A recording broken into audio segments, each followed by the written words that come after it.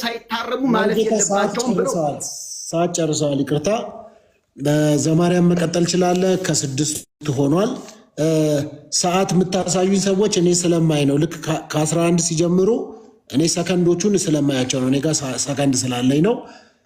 ዘማርያም መቀጠል ይችላሉ።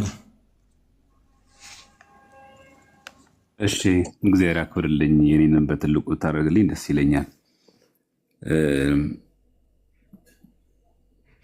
አሁን እሳቸው ከገለጹት ነገር ላይ ያነሳው ጊዜ ከምገድል መጽሐፍ ቅዱስ ማስረጃው እናቅርብ።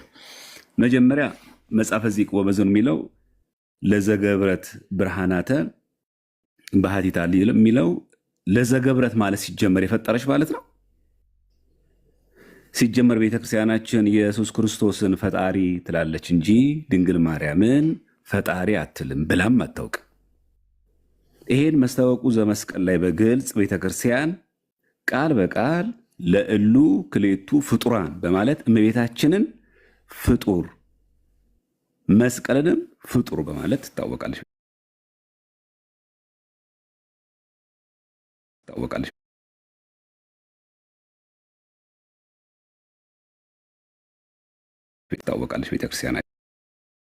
ቤተክርስቲያን ብቻ ማቅረብ ነው። ለዘገብረት ማለት ገብረ ለሴት ሲሆን ደግሞ ገብረት ሲባል ፈጠረች ማለት ነው። ማሳያዎችን እናቅርብ ከመጽሐፍ ቅዱስ ማለት ነው። ያው ከመጣሽ ማርያም ታምጣሽ ብለን ማለት ነው። ለምሳሌ በመጽሐፍ ቅዱስ ላይ ገብረ የሚለው ቃል ለእግዚአብሔር በመፍጠር አንቀጽ ይነገራል። ለምሳሌ ራእይ ዮሐንስ ምዕራፍ 14 ቁጥር 7 ላይ እንመልከት። እንደዚህ የሚል ቃል ማለት ነው። በታላቅ ድምፅም የፍርዱም ሰዓት ደርሷልና እግዚአብሔርን ፍሩ ክብርም ስጡት ካለ በኋላ ሰማይና ምድርን ባህርንም የውሃንም ምንጮች ለሰራው ስገዱለት። አሁን ለሰራው የሚለው ቃል በግዙም እንደሚለው እዚህ ጋር ብንቀይረው በግዙ ምብሪ ነገር ለዘገብረ ይላል። ለእግዚአብሔር ሲሆን ለሰራው ማለት ለፈጠረው ማለት ነው። ምንም ጥያቄ የለውም። እዚህ ጋር ሰማይና ምድር ለፈጠረው ለዘገብረ ይላል። ለዘገብረ ማለት ግን በሙሉ ግን በቃ እንደው የፈጠረች ማለት ነው አይደለም። ለምሳሌ በኦሪት ዘፍጥረት ምዕራፍ 27 ቁጥር 17 እንመልከት። 27:17 እንዲህ ይላል፣ ርብቃም የሰራችው ምግብ የሰራችውን ጣፋጭ መብልና እንጀራውን ለልጇ ለያዕቆብ በእጁ ሰጠችው ይላል። የሰራችውን የሚለው በግዕዙ ምንድን ነው የሚለው? ተመልከቱ ጋር ዘገብረት ውስተ እዴሁ ለያዕቆብ ወልዳ ነው የሚለው። ዘገብረት ስለሚል ምግቡን ፈጠረችው እያለ ነው። ዘገብረት የሚለው ቃል ባገኘን ቁጥር መፍጠርን ብቻ የሚገልጽ አገባብ ነው አይደለም። በቀዳሜ ገብረ እግዚአብሔር ሰማይ ወምድረ ስንል በመጀመሪያ እግዚአብሔር ሰማይና ምድር ፈጠረ እንላለን። እዚህ ጋር ግን አይ ዘገብረት በግዕዝ ባገኘን ቁጥር ግን መፍጠርን ነው ብቻ የሚገልጸው እንዴት እንላለን? ምክንያቱም ኦሪት ዘፍጥረት ምዕራፍ 27 ቁጥር 17 ላይ የሰራችውን ምግብ ምን ብሎ ገልጾት እናገኛለን? የሰራችውን ነው የሚለው። ግን በግዕዙ ብሎ ይነግረናል። ይሄኛው እዚሁ ቃል ዘገብረት ነው የሚለው። ታላላቅ እንደውም እንዳያስቷችሁ ተጠንቀቁ የሚለው የሊቃውንት ጉባኤ እኚሁ የተሐድሶ መናፍቃን ያወጡን ጥያቄ የሊቃውንት ጉባኤ ሲመት ምን ብሎ የመለሰው መጽሐፈ ዚቅ ላይ ያለው ለዘገብረት የሚለው ተአምራተ ባህቲታ ነው የሚለው። ብርሃናተ የሚለው ተአምራተ ባህቲታ ብሎ በዋናው በድጓው እንዲታረም የሊቃውንት ጉባኤ ያዘዋል። ስለዚህ ዘገብረት ማለት የፈጠረች ድንግል ማርያም ፈጠረች የሚል ትምህርት የለንም ሲጀምር። ገቢረ ተአምራት ታደርጋለች። አዎ ታደርጋለች። በማን? በእግዚአብሔር ኃይል። ምን ጥያቄ ያለው? ስለዚህ ለዘገብረት አሁን እዚህ ጋር ዘገብረት ስለሚል አሁን የያዕቆብ እናት ርብቃ ፈጠረች ማለት ነው። አንደኛ ሌላ አንድ ማስረጃ ልጨምር። ገብረት የሚለው ቃል ለሴት በሚነገርበት ጊዜ መፍጠርን ብቻ ሙሉ ለሚናገር ሰው ማለት ነው። መጽሐፍ አስቴር ከመጽሐፍ ቅዱስ የምንወስዱ ከየትም አንወስድም እኛ። መነሻችን መጽሐፍ ቅዱስ፣ መዳረሻችን መጽሐፍ ቅዱስ ሆነ ማለት ነው። መጽሐፍ አስቴር ምዕራፍ 6 ቁጥር 14 ላይ እንደሚል ቃል እናገኛለን። 6:14 ላይ እነርሱም ሲናገሩ ሳሉ እነሆ የንጉሱ ጃንደረቦች መጡ፣ አስቴርም ወዳዘጋጀችው ግብዣ ይላል ይመጣ ዘንድ ሃማን አስቸኮሉት ይላል። አስቴር ያዘጋጀችው ምን ይላል እዚህ ጋር ተመልከቱ። ዘገብረት አስቴር ይላል። አስቴር የፈጠረች ነው እያለ ነው። ምክንያቱም መጽሐፍ እዚህ የጻፈው እኮ በግዕዝ ነው። ዘገብረት የሚለው ቃል ለሴት አንቀጽ ነው የሚነገረው አይደል? እመቤታችን ሴት ስለሆነች በተጾታ የፈጠረሽ ማለት ነው። ይህ እኮ መጽሐፍ ቅዱስ ነው። ለዚህ ነው ኦርቶዶክስ ተዋሕዶ ቤተክርስቲያን መጀመሪያ መጽሐፍ ቅዱሳዊ እንግባባ። መጀመሪያ መጽሐፍ ቅዱሳዊ ራሱ ከተሐድሶ መናፍቃን ጋር ልዩነት አለን። ውሸት ነው የምትናገሩት ኦርቶዶክስ ተዋሕዶ ቤተክርስቲያን ላይ ያላለችውን ነው። ግዕዝ እናውቃለን፣ መርጌታ ነበርኩኝ፣ ቅኔ ተምሬያለሁ በማለት ሰው አያነብም በማለት መጽሐፈ ዚቅ የፈጠረች አይልም ቃሉ። በግዕዝ ያለውን እኮ ነው ለዘገብረት ይላል። መንክራተ ባህቲታ ተብሎ በድጓው እንዲታረቅ ራሳቸው የሊቃውንት ጉባኤ ጽፈው አስተካክለውታል። ምንም አይደንቅም። ስለዚህ ለዘገብረት የሚለው ቃል መፍጠርን ብቻ የሚገልጽ ቃል አይደለም፣ መስራትን ማበጀትን ነው። ስለዚህ ገቢረ ተአምራት ማድረግ ድንቅ ተአምርን መስራት ይደረጋል። ላው መንክራተ ብርሃናት የሚለው ዘማርያም ሞልቷል። ሰዓት ጨርሳል። ዘማርያም ቴንኪው። እሺ መርጌታ ይቀጥሉ። ሚዩት አድርገዋል። እርሶ ሚዩቶትን ያሱ። ኮፒ ሊንክ ሼር አድርጉት፣ ታብታብ አድርጉት። ከታች ያላችሁ ሰዎች አመሰግናለሁ። በጣም ብዙ ሰዎች ጋር እንዲደርስ እርሶ መቀጠል ይችላሉ። ዲያቆን ወንድማችን ዲያቆን ዘማርያም ዘገብረ የሚለውን ግስ በአንድ ግስ ብቻ ወይም ደግሞ ፈጠረ በሚለው ብቻ ሊተረጎም እንደማይገባ እንደማይችልም በተለያየ ማስረጃ አቅርቦልናል። ከምግብ ጋር በተያያዘ ሁኔታ ከልዩ ልዩ ገብረ በልዩ ልዩ መንገድ ለሰው ሲሆን፣ ለፍጡር ሲሆን፣ ለሌላ ስራ ሲሆን እውነት ነው እንደዛ ይተረጎማል። ነገር ግን ዘማርያም በሄደበት መንገድ የማያስሄደን እጅግ አደገኛው ማሰሪያ ቃል አለ። ዘገብረት ኑ ንስግላቴ ለማርያም ድንግል እግዝእትነ ወመድኃኒትነ ለዘገብረት ብርሃናተ አበይተ ባሕቲታ።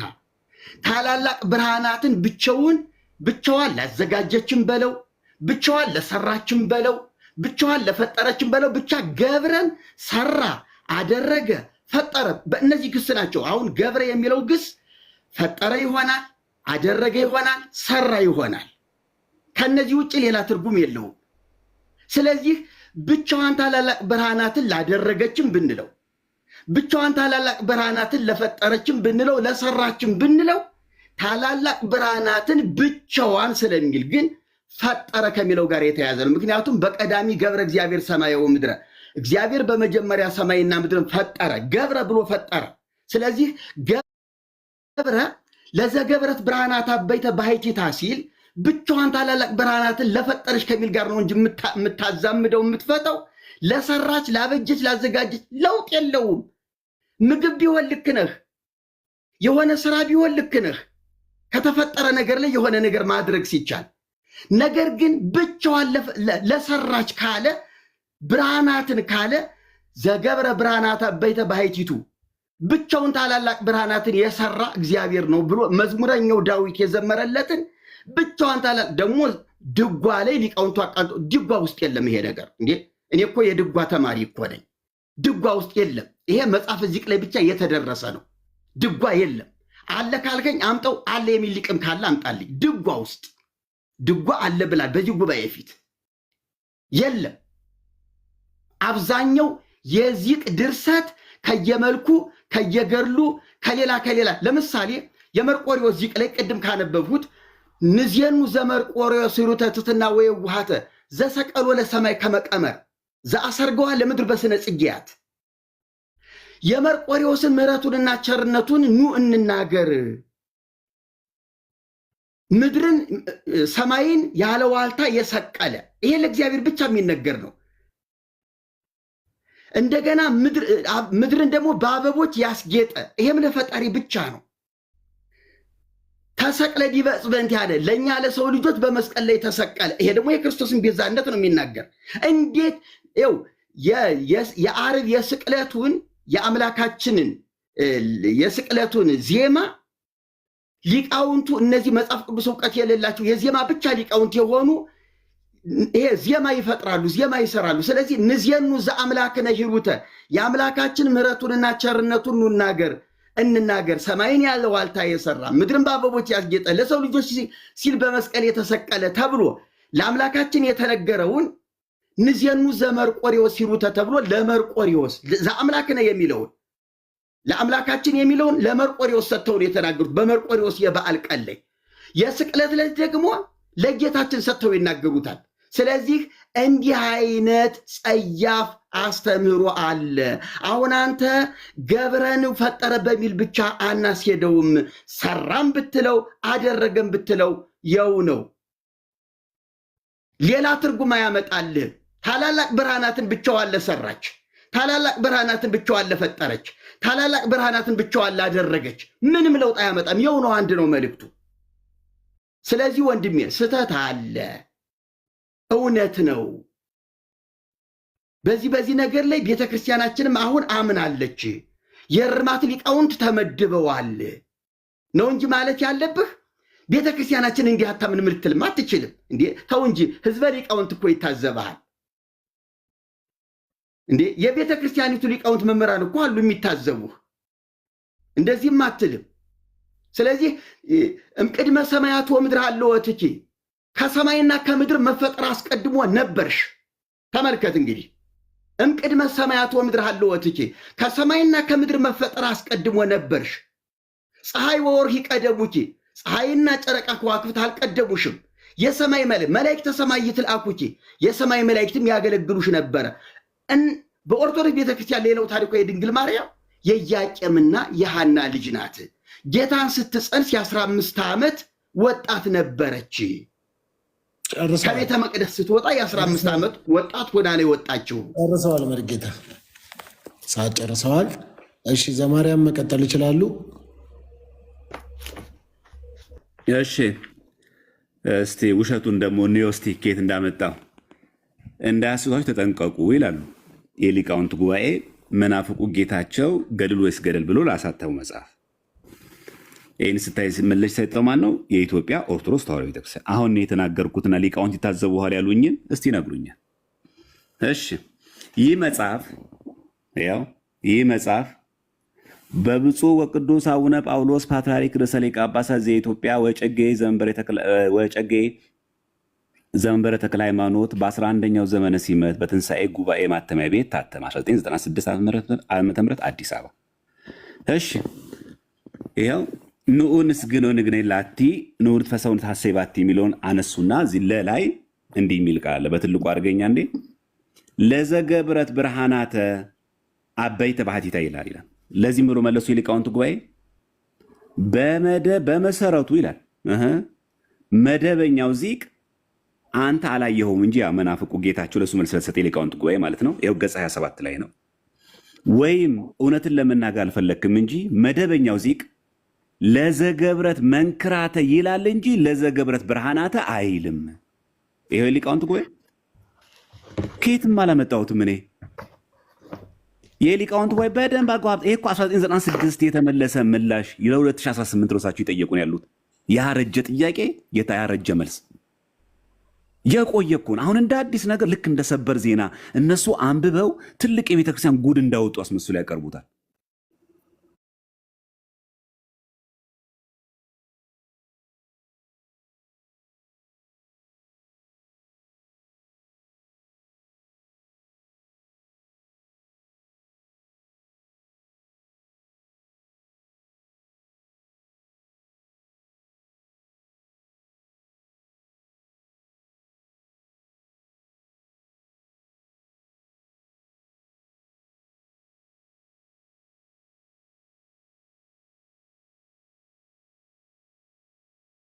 ያው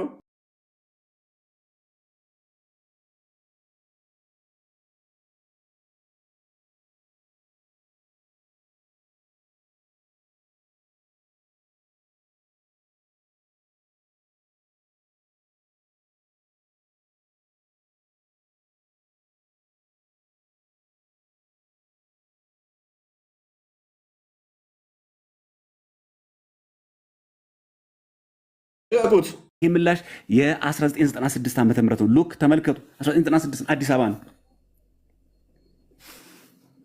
አሳታሚ ማን ነው? የሊቃውንት ጉባኤ። የሰፈር የአንድ ሀገረ ስብከት አንድ ሊቀ ጳጳስ የመለሰው ምላሽ አይደለም የሚለው።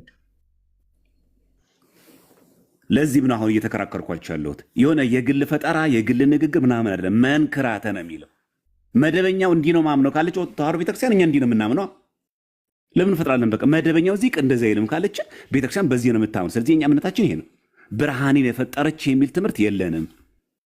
ገቢረ ተአምራትን ግን ያደረገች ግን ይላል። ባሕቲታ እንኳን አላሉም። እዚህ ጋር እኛ ሊቃውንት ለዘገብረት ብርሃናተ አይልም ይላል። ምንድን ነው ለዘገብረት መንከራት ይላል እንጂ ገጽ 27 እንደዛ ነው የሚለው። የሊቃውንት ጉባኤ እንዳያስቷች ተጠንቀቁ ተብሎ ምላሽ በመጽሐፍ መልክ ይሄን መጽሐፍ ከቨር ፔጅ ላይ የምታዩት ስለተጻፈ አለቀ። በዚህ ጉዳይ ዘጋም ማለት ነው። የመርቆሬዎስን መልስ። የመርቆሬዎስም ልክ በተመሳሳይ ሁኔታ መርቆሬዎስ ገቢረ ተአምራትን ያደረገ መሆኑን በተለይ ደግሞ ጥቅምት 25 በሰማዕትነት ያረፈበት ስለሆነ ያረፈበት ዕለት ደግሞ ዕለተ ዓርብም ስለሆነች ከጌታችን ጋር አብሮ ተያይዞ የተነገረ ነው። እንኳን ይሄ ቀርቶ ከዋክብት ፀሐዮቹን ማስገዛት እግዚአብሔር ክርስቶስ ፈጣሪ ስለሆነ፣ አዎ እነ ኢያሱ ደግሞ ፀሐይ በገባኦን ሰማይ አቁመዋል። ኢያሱ ፈጣሪ ሆኖ አይደለም። በኤሎም ሸለቆ ጨረቃ እንዳይንቀሳቀስ አድርጓል። ምንም አይደንቅም። ይሄ ፍጡራን እኮ ነው የሚሰሩት። የፈጣሪ ቦታ ተክተው አይደለም፣ በፈጣሪ ኃይልና በፈጣሪ ስልጣን መሆኑን የሚያሳይ። እሺ ሞልቷል። ስለዚህ ጨርሰዋል። እሺ ይቀጥሉ መርጌታ። አመሰግናለሁ። መደበኛ ዚቅና ኢ መደበኛ የሚባል ዚቅ ስለሌለ እሱንን ሐሳብ አልቀበለውም። አንደኛ ቤተክርስቲያን አሁንም የቅድም ያሳየኋቸው ይሄ መጽሐፈ ዚቅ 1987 ዓመተ ምህረት እሱ መጽሐፍ ከመጽሐፉ በፊት የነበረና አገልግሎት እየሰጠ አሁንም እንኳን ያልታረመ ቤተክርስቲያኒቱ ራሷ በሊቃውንቱ ጉባኤ ተመርምሮ በሲኖዶስ ተፈቅዶ በራሷ ቤተክርስቲያን ማተሚያ ቤት የታተመ መጽሐፈ ዚቅ ነው። ደግሞ እኔ እየነገርኩ ያለሁት ይህ መደበኛ የሚባል ዚቅ ደግሞ የለም። ሁለት አይነት ዚቅ የላት። ተበትብቶ መልስ ስጡ ተብሎ ተጨንቆ ስለነበረ መላምት ፈጥሮ ነው። እኔ ይህን መጽሐፍ አሳያለሁ ደግሞ ምን ገመና እንዳለው። ስለዚህ 1987 ዓመተ ምህረት እሱ 96 ዓመተ ምህረት ነው መልስ የተሰጠበት ታቀቡኬ። ይሄኛው ደግሞ እሱ ከመጽሐፉ በፊት ዋና አገልግሎት እየሰጠ የነበረ መጽሐፍ ነው። አሁንም ነው እያልኩ ያለሁት።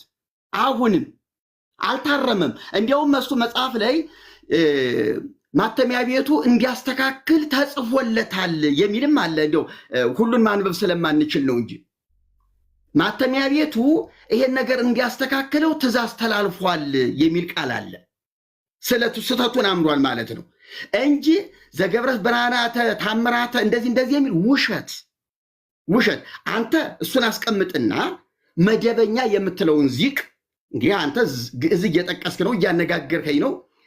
እንደ ግዕዝ ባለሙያ መጽሐፈ ዚቅን ራሱ ይዘናና በሚቀጥለው ፕሮግራም አንተም መጽሐፉን ይዘን እኔም ይህን መጽሐፍ ይዤ መገናኘት እንችላለን። ሌሎችም ሊቃውንት ቤተ ክርስቲያን ውስጥ ያሉ ሌሎችም ሊቃውንት እንዲገቡ እናደርጋለን እንጂ መደበኛ ኢመደበኛ የሚለው ነገር ማወናበጃ ካልሆነ በስተቀር ደግሞ የሊቃውንት መጽሐፍን እንደ ማስረጃ አድርገን ልታመጣልኝ አትችልም። እኔ እየተነጋገርኩ ያለሁት ቤተ ክርስቲያኒቱ ራሷ መጽሐፌ ነው ብላ ባሳተመችው በመጽሐፈ ዚቅ ነው። በመጽሐፈ ዚቅ ነው እየሞገቱ ያለሁት። እንደዚህ ተብሏል። እነ ሊቃውንቱንማ ገመናቸውን ማውጣት ይችላሉ። ለምሳሌ ይኸውልህ ይሄ መጽሐፍ ተአቀቡኬ ማኅፀውያ ነቢያት ይላል። ለገድል ወይስ ገደል መልስ ከሰጡ በኋላ ከመስጠታቸው በፊት ይሄ መጽሐፍ የተጻፈ መጽሐፍ በ1986 ዓመተ ምህረት የተጻፈ መጽሐፍ ነው። ሊቃውንት ጉባኤው ምን ይላል?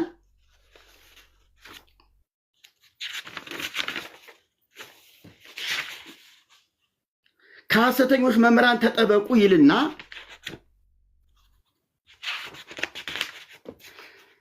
ከኢትዮጵያ ኦርቶዶክስ ተዋሕዶ ቤተክርስቲያን መንበረ ፓትርያርክ ለምዕመናን የተዘጋጀ ትምህርት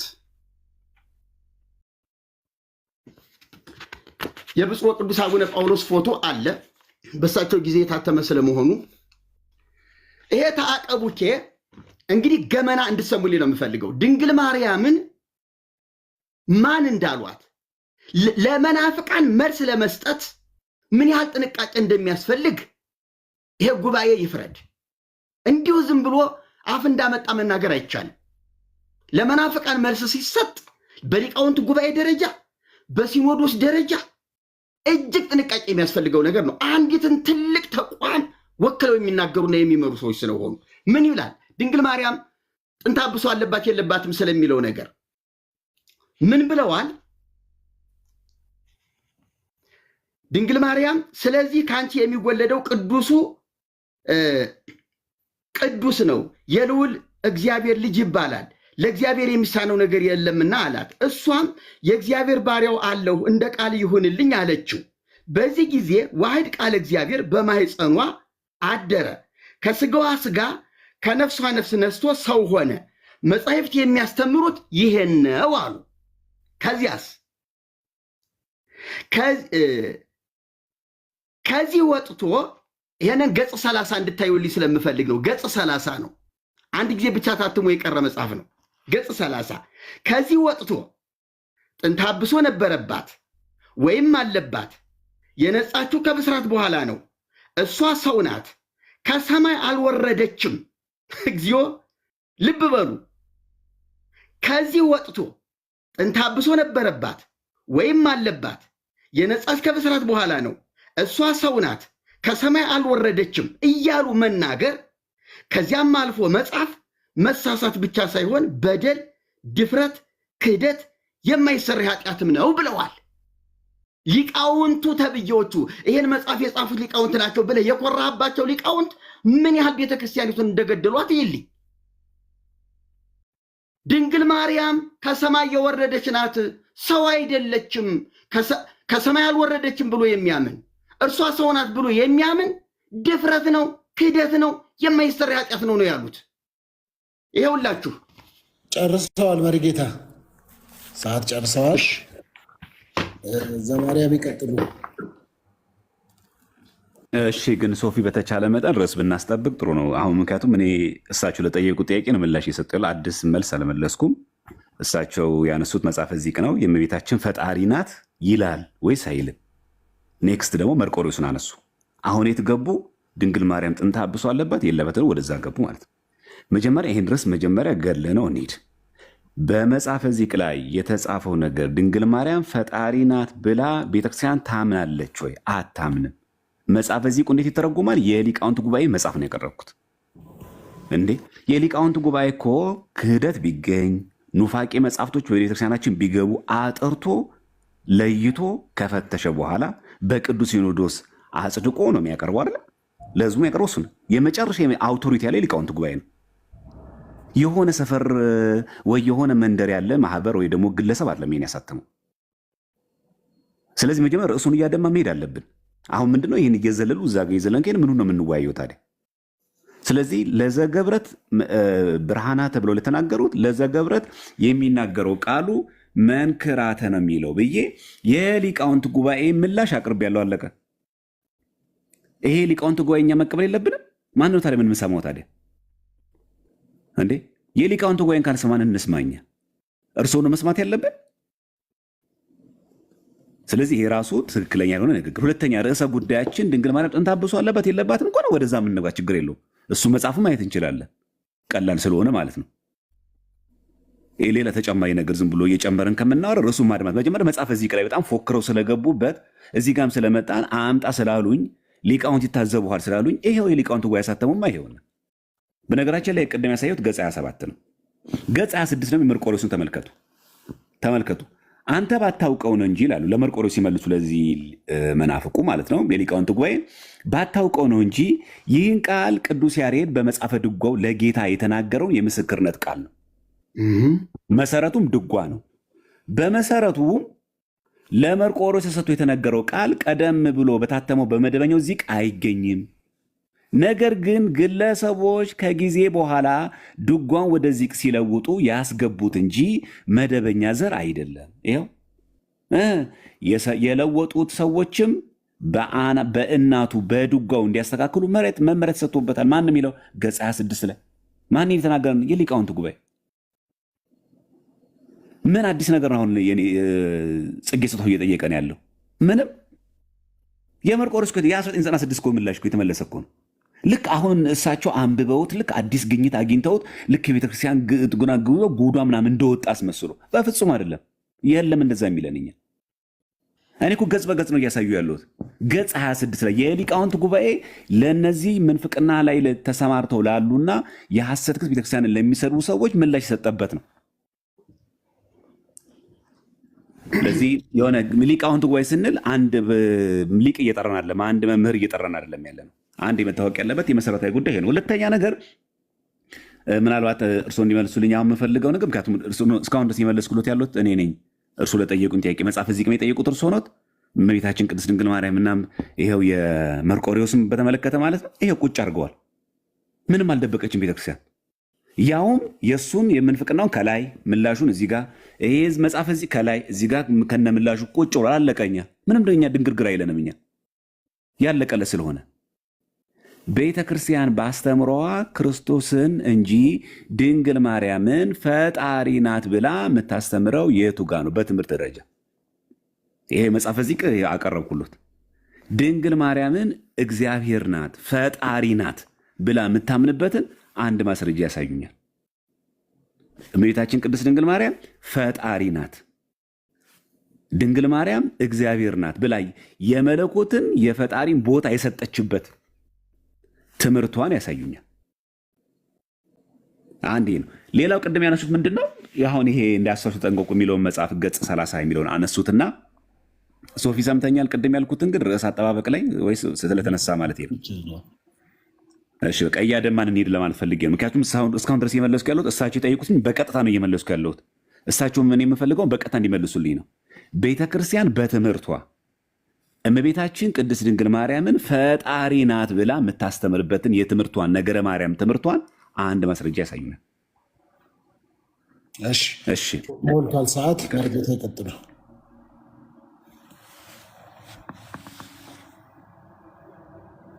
ሚዩት አንሱ መርጌታ ሚዩተው ተናንሱት። ሚዩት ኖት የቤተ ክርስቲያን ትምህርት ነው። መጽሐፈ ዚቅ ማለት የቆሎ ተማሪ ከእናት ከአባቱ ቤት ወጥቶ ድርቆሽ እየለመነ እየበላ መከራውን ላቡን ጠብ አድርጎ ተምሮ የምስክር ወረቀት ተቀብሎ የሚመጣበት ነው። በትምህርት ደረጃ ያልከው ዝም ብሎ የጸሎት መጽሐፍ አይደለም። መጽሐፈ ዚቅ ማለት የማህሌት መጽሐፍ ነው። በኢትዮጵያ ኦርቶዶክስ ተዋሕዶ ቤተክርስቲያን በተዘረጋችበት በመላው ዓለም መጽሐፈ ዚቅ የሌለበት ቤተክርስቲያን የለም። እጅግ አስፈላጊ ስለሆነ ማህሌታይ ስለሆነ፣ ስለዚህ ከትምህርት ውጪ ዝም ብሎ ተስፋ ገብረ ሥላሴ ያሳተመው ወይም ደግሞ እንትና ያሳተመው የተባለ መጽሐፍ አይደለም። ቤተክርስቲያኒቱ በግሏ በራሷ የዜማ መጽሐፌ ነው ብላ በራሷ ማተሚያ ቤት ያሳተመችው መጽሐፍ ነው። ይሄንን የቤተ ክርስቲያኒቱ አስተምሮ አይደለም ካልከኝ መጽሐፉን እየፈራኸው ስለሆነ ምንም ልረዳህ አልችልም። ቤተ ክርስቲያኒቱ ይኸውልህ አንተ የሊቃውንት ጉባኤው በመደበኛው በድጓው ለእግዚአብሔር የነበረውን ለጌታችን የነበረውን ለመርቆሬዎስ ይህ አይደል እንደኛ ጥያቄ ተበክሏል። ቤተ ክርስቲያኒቱ ብክለት ገብቶባታል፣ ውድቀት ገብቶባታል፣ የፈጣሪ ለፍጡር ሆኖባታል። ይህ እኮ ነው የኛ ጥያቄ። አሁን እኮ ሊቃውንት ጉባኤ ተብየው እኮ ሶፊ ጥያቄ ስላቀረብኩኝ መልስ እየተመለሰልኝ አይደለም። እንደዛ እየመለስኩልህ ነው። አሁን ለምሳሌ ቆይ እየመለስኩልህ ነው። ለእርሱ አይደለም ለእርሱ ለማናገር ጊዜን ልጠቀም፣ ጊዜን አታባክንብኝ። ፖዝ አድርግላቸው። ሰዓታቸውን ችግር የለም ግን ምን መሰለህ አካሄድ። አሁን አንተ ምንድን ነው ዘማርያም አልተመለሰልኝም እያልክ ያለኸው? ያልተመለሰልኝ ምን መሰለህ፣ አሁን ለምሳሌ እሳቸው መጽሐፈ ዚቅን አንስተዋል የጠቀሱልኝ ያነሱልኝ እሱ ነው አይደለም። ይህም ቤተክርስቲያን እንዴት ስላለች ከዛ ምን አልኩኝ፣ የሊቃውንት ጉባኤ በቀጥታ ጥያቄውን በተመለከተ የመለሱትን ሁለቱንም የመርቆሬዎስን ቤታችንም አሳይቻለሁ። ልክ እኔም እንደዚህ እሳቸው የጠይቁኝም በመጽሐፍ እንዳሳየው እሳቸውን በመጽሐፍ ይሄ በዚህ ምላሽ እንደዚህ ከተመለሰ እሳቸው መጽሐፍ ቤተክርስቲያን በትምህርቷ ክርስቶስን ሳይሆን ድንግል ማርያምን ፈጣሪ ናት ብላ የምታስተምርበትን አንድ ማስረጃ ከመጽሐፉ ገልጦ ያሳዩኝ ነው እያልኩ በቀጥታ መጽሐፍ ገልጦ ያሳዩ። እኔ ማብራሪያቸውን አልፈልግም። ልክ እንደኔ ቪዲዮን ያዞሩትና ከመጽሐፍ ጠቅሰው ያሳዩኝ። ስለዚህ ከዚሁ አንተ የፈለግከው አሁን ከመጽሐፈ ዚቅ ላይ ቤተክርስቲያኗ ድንግል ማርያም ፈጣሪ ናት ብላ ያስተማረችበትን ወይም ማስረጃዎቿን ከምታስተምርባቸው መጽሐፍቶች ከአንዱ ከፍተው ያሳዩኝ። ከየትኛውም መጽሐፍ ከመጽሐፍ እዚህ ብቻ ነው፣ ከየትኛውም ቤተክርስቲያን መጽሐፍ ብቻ። ግን ቤተክርስቲያን የትኛውም መጽሐፍ ኮራ ብለው ፈታ ብለው ቪዲዮን ወደ ያዙሩትና ገልጠው ይሄው ፈጣሪ ናት ብላችሁ የምትሰብኩበት ትምህርታችሁ ይሄ ነው በሉኝ። በጣም ጥሩ። ስለዚህ እንደዚህ እናደርግ። መሪጌታ ጽጌ ስጦታው አሁን እሱ ጥያቄዎት እርስዎ ያነሱት መከራከሪያ የኢትዮጵያ ኦርቶዶክስ ቤተክርስቲያን ቅድስት ድንግል ማርያምን ፈጣሪ ናት ብለው ነው የሚያምኑት ብለዋል። ያነሱት በሐሰት ነው እየከሰሱን ያሉት። እውነት ነው ብለው የሚናገሩ ከሆነ ከየትኛውም የቤተ ክርስቲያኗ መጽሐፍት መካከል ጠቅሰው ቦታውን ከፍተው ያሳዩንና ይሞግቱን እያሉ ነው። እርስዎ መቀጠል ይችላሉ። ሰዓት እንደገና ነው የሚይዝሎት። እሺ፣ ከቤተ ክርስቲያኒቱ ትምህርት አሁን አልተመለሰልኝም ብሎ ጣልቃ ገብቶ እንዲያቆመኝ እንዲበጠብጠኝ አልፈልግም። ምንም ልበል ምንም የኔ ጊዜ ነው፣ የኔ ድርሻ ነው። ካልተግባባን አልተግባባንም ብለን እናልፈዋለን። አልተመለሰልኝም ብሎ ይለፈው። እኔ መልስ ያልኩትን ግን አቀርባለሁ። በቤተ ክርስቲያኒቱ አስተምህሮ ድንግል ማርያም ፈጣሪ ናት ይላል። አይ ዘገብረት የሚለው ሌላ ይተረጎማል። ለምን ለሰራም ይሆናል፣ ላደረገም ይሆናል፣ ለፈጠረም ይሆናል። ለእግዚአብሔር ሲሆን ፈጣሪ ተብሎም ሊተረጎም ይችላል ነው የተባለው። እሺ እኔ ደግሞ ድንግል ማርያምን ይኸው መጽሐፈ ዚቅ ፈጣሪ አድርጓታል። አይ ለፍጡር ሲሆን ሰራ ይሆናል። ብቻዋን ታላላቅ ብርሃናትን ለሰራች ካለ እኮ አይ ብርሃና ታምራተ ነው የሚለው እሱ የሊቃውንት ጉባኤ ፈጠራ ነው አልሁህ። ሊቃውንት ጉባኤው በመደበኛው እንዲህ አይል የሚያለው ይኸው ከሊቃውንት ጉባኤ በፊት የነበረው መጽሐፈ ዚቅ ነው እኔ በእጄ ያለው። መደበኛ የምትለው አንተ ከኔ እጅ ያለው ነው። ሊቃውንት ጉባኤ ሌላ መጽሐፈ ዚቅ የለውም እያልሁህ ነው። ድንግል ማርያም ፈጣሪ ናት። በቃ ታላላቅ ብርሃናትን ብቻዋን ለሰራች፣ ታላላቅ ብርሃናትን ብቻዋን ላደረገች፣ ታላላቅ ብርሃናትን ብቻዋን ለፈጠረች ለድንግል ማርያም እንስገድላት፣ ለእርሷም እንገዛ ብሎ ፍጡርን እናምልክ፣ ለእሱ እንስገድ እያለ ነው። ሌላ ምንም ተልኮ የለው። የመርቆሪዎስን ብለህ መልስ የሰጠው ከድጓው ለጌታ የነበረው ለፍጡር ተሰጥቶ ነው። ማን ነው የፈጣሪን ለፍጡር ቆርሶ መስጠት? ከየት መጣ? ይሄ ሙፋጭ አይደል እንዴ? ይሄ ከደ በደል አይደለም እንዴ? ለምንድን ነው ሊቃውንት ጉባኤው ይሄ ስህተት ነው ብሎ ያላመነበት? እንደ ተራ ነገር ለምን አንሻፎት ያለፋል? አሁንም ቢሆን እንኳን መች ታረመ ዚቁ? አሁን ሁሉ አለ አይደለ ይሄ ችግር እንዴ ተላልፏል ተባለ እንጂ ለሽንገላ አለ አይደል ዚቁ? ከፈለክ ነገ እኔ እናንተ 4 ኪሎ እንገናኝና ቅድስት ማርያም ከፈለከው ሱቅ ገብተን ለምን መጽሐፈ ዚቅ ቀና ነው የኢትዮጵያ ኦርቶዶክስ ተዋሕዶ ቤተክርስቲያን ሱቅ አላት አይደል? ለምን እዚያ እናየው? ታረመ የምትለውን ድሮው የለም ከምትለው የድሮው የሌለውን ዚቅ እስቲ ያምጣልኝ፣ እንገናኝና እስቲ እንተያይ። እንዴ ለምን ድብብቆሽ ቲክቶክ ላይ ለምን ድብብቆሽ እንጫው? እኔ እኮ ወደ ሜዳ እንውጣ፣ ከቲክቶክ እንውጣና መስክ ላይ እንገናኝ እያልኩ ነው ያለሁት። እኔ እኮ የምፈራም የምሸማቀቅ ሰው አይደለሁም። ችግር የለብኝም። እኔ እውነታው ይሄ ነው። ድንግል ማርያም የኢያቄምና የሐና ልጅ ናት። ጌታ ስትጸንስ የ15 ዓመት ዕድሜ የነበራት ወጣት ናት ተብላ እያለ ዓለም ሳይፈጠር ከሰማይና ከምድር መፈጠር አስቀድሞ አንቺ ነበርሽ ብሎ ልክ በአካል እንደነበረች በሐሳብ ነው እንዳትለኝ መላእክት ሁሉ ያገለግሏት ነበረ ተብሎ ደግሞ መላእክትም ሲያገለግሏት እንደነበረ ተደርጎ በአካል ያለች መሆኗን ነው የሚያሳየው። በህሊና አምላክ ለነበረች መቼም መላእክት አመሰግኗት ልትለኝ አትችልም።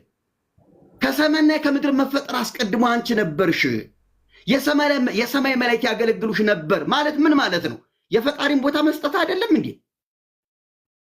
ስለዚህ ወንድሜ ድንግል ማርያም አዋልድ መጻሕፍት እንደው ዋና እናትና መከራከሪያ ነጥባችን አድርገን ስላነሳናት ነው እንጂ ብዙ ሌላም ነገር አለ። እርሱ አልተጠበቀልኝም ስለምትለኝ ድንግል ማርያም ላይ ብቻ ባለው ብንወያይ በቂ ነው ለኔ።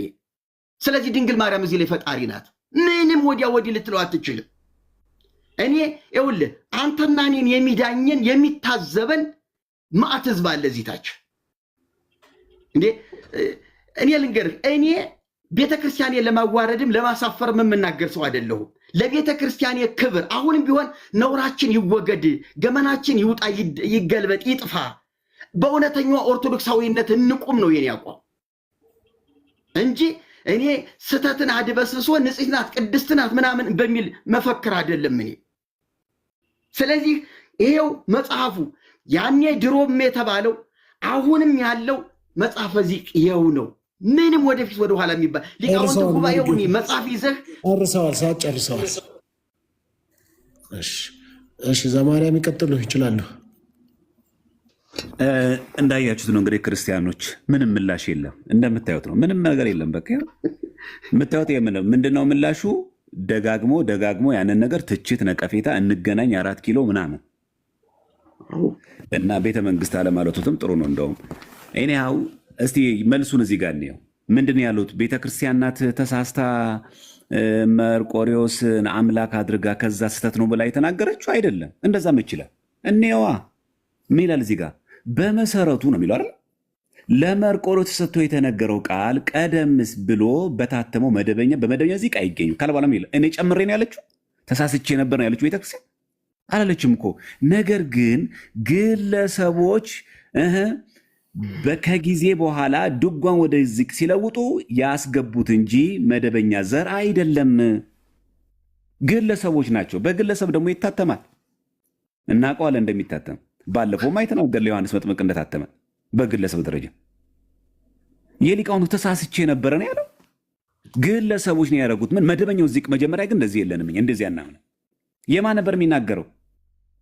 ቅዱስ ያሬድ ለማን የተነገረው?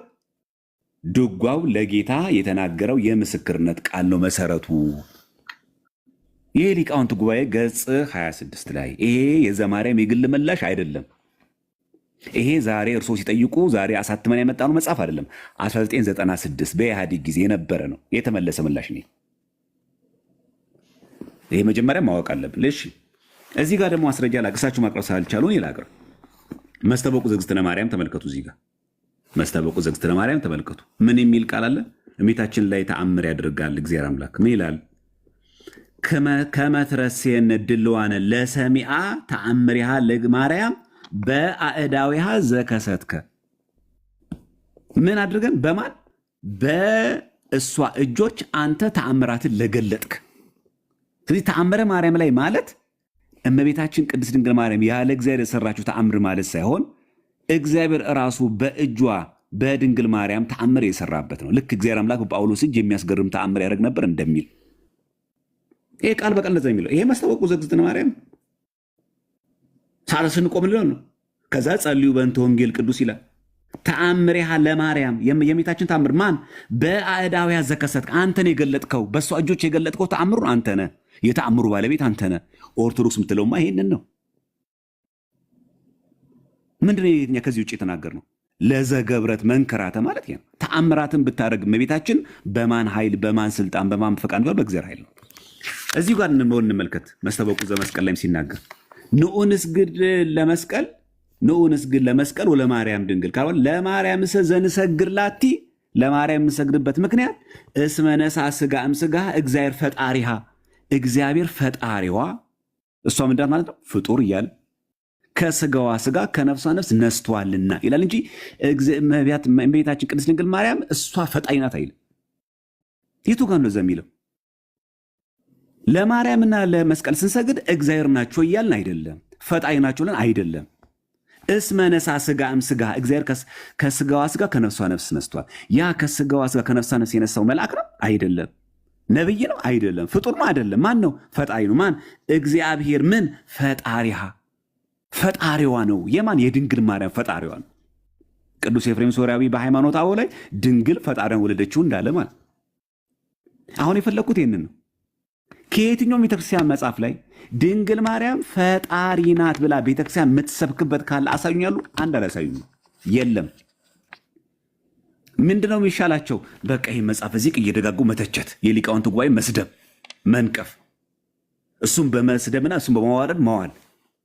አልልም እኔ እንደዚህ ለዘገብረት የሚለው ለዘገብረት መንከራተን የሚለው ድንቅ ተአምርን ለምታደርግ ነው የሚለው እንጂ ሰማይና ምድርን ብርሃናትን የፈጠረች አይልም። እንደዚህ አላምንም አለ የሊቃውንት ጉባኤ። እንደዚህ አይነት ትምህርት የለኝም አለ። ምንድናቸው እያሉን ያሉት? ጸጋ ስጦታ ደግሞ አይ ብላችሁ መኑ፣ አይ እንደዛ ብላችሁ ማመን አለባችሁ። እኔ የምለውን እሳቸው የሚሉትን ክደት እኛ መድገም እንድንፈልግ ይፈልጋሉ። አንድ ደግሞ ማኛ ትምህርት የለንም። እንደዛ ትምህርት ይሄ ደግሞ የሰጠን ማን ነው? እግዚአብሔር አምላክ የሰጠን። ለምን ማንኛውም ነገር እንከን ቢገኝ በግለሰብ ታይቶ የሚታረም ሳይሆን ያለን እኛ ሊቃውንት ጉባኤ ያሉባት፣ ቅዱስ ሲኖዶስ ያለባት፣ መዋቅር ያላት፣ ኃላፊነት ያለባት፣ አባቶች ያሉባት፣ እንከን እንኳን ቢኖር ማረም የሚችሉ ሊቃውንት ያሉባት ቤተክርስቲያን ውስጥ ያለ ነው። በዚህ እኛ እድለኞች ነን እንጂ ብድግ ብሎ የሆነ ግለሰብ የሚያርሙ ያስተካክለው ነገር የለም። የመርቆሬዎስም ይሄው እዚህ ጋር ተቀምጧል። የድንግል በቀጥታ ነው የመለስኩሎት። እርስዎ ግን በቀጥታ ልክ እንደዚህ መጽሐፍ አሳይተው ቤተክርስቲያን ከምትጸልዩ ጸሎት ይችላል። ከአዋልድ መጽሐፍቶቹ ደስ ካሉት መጽሐፍ ድንግል ማርያምን በፈጣሪ ቦታ ተክታ ፈጣሪ ነሽ አንቺ ሰማይና ምድር የፈጠረሽ የምትሰብክበትን አሳዩን። የለም፣ ከየትም ሊመጣ አይችልም። የለንም፣ እንደዚህ ትምህርትም አይኖረንም እኛ። እሺ ሰዋል ዘማርያም። እሺ እንግዲህ ቅድም አንደኛው ነገር መርጌታ ጽጌ ስጦታው ሲናገሩ የነበሩት ያው በዚህኛው ሀሳብ ላይ እዚህ ላይ እንጨርስና ገድላት ጸረ ክርስቶስ ናቸው ብለው ሁለተኛ ንግግር የተናገሩ ስለነበረ በሱ ዙሪያ ይናገሩና ከዛ ዘማርያም ስላለ በሱ ጉዳይም ስለሆነ የመጣው እንቀጥላለን ማለት ነው። መቀጠል ይችላሉ። አሁን ይቅርታ አድርግልኝና በቃ ድንግል ማርያም ፈጣሪ አለመሆኗን ማመን አለባቸው። አለበዛ ማስረጃ ያምጡ። እዚህ ጋር ይቅርታ መጠየቅ አለባቸው። ቆይ ደምረው። እሺ ስለዚህ ያው መቀጠል ይችላሉ መርጌታ። አመሰግናለሁ። ገድላት፣ ድርሳናት፣ የታምራት መጻሕፍቶች የሚባሉት በቅዱሳን ስም የተጻፉት በሙሉ ጸረ ክርስትና ናቸው። የክርስቶስን አዳኝነት ያፈርሳሉ፣ ይቃወማሉ። የራሳቸውን የደህንነት መንገድ ዘርግተዋል፣ አዘጋጅተዋል ነው አንዱ የኔ ተቃውሞ። ለምሳሌ ታምረ ማርያምን መጥቀስ በሰፊው እንችላለን። ወደ ሌሎች ገድላት ትንሽ ወሰድ ላድርጋችሁና በገድለ ገብረ መንፈስ ቅዱስ፣ በገድለ ተክለ ሃይማኖት፣ በገድለ ክርስቶስ ሰምራ በእነዚህ እንኳን ያሉትን ነገሮች ብንመለከት ከፍተኛ የሆነ አጋንንታዊ ልምምድ አለ። በገድለ አቡነ ተክለ ሃይማኖት አንደኛ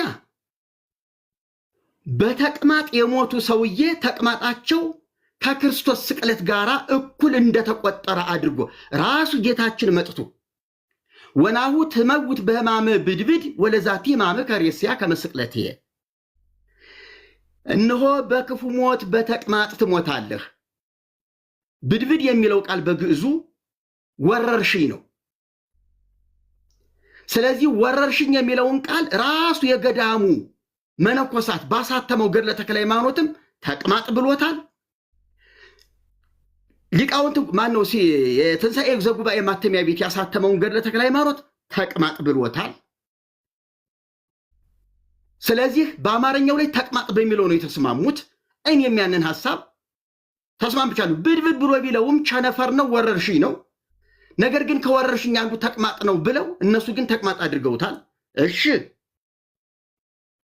እኔና ዘማርያም የሚያነጋግረን ሊቃውንቱም ይሁን የገዳሙ መነኮሳት በተቅማጥ በክፉ ሞት ትሞታለህ፣ ይችን እንደ ስቅለት የቆጥርልሃለሁ ብሏቸዋል። ስለዚህ የተክለ ሃይማኖት ተቅማጥ ወይም ቅዘን ከክርስቶስ ደም ጋር እኩል ነው፣ መድኃንን ይሰጣል ይላል።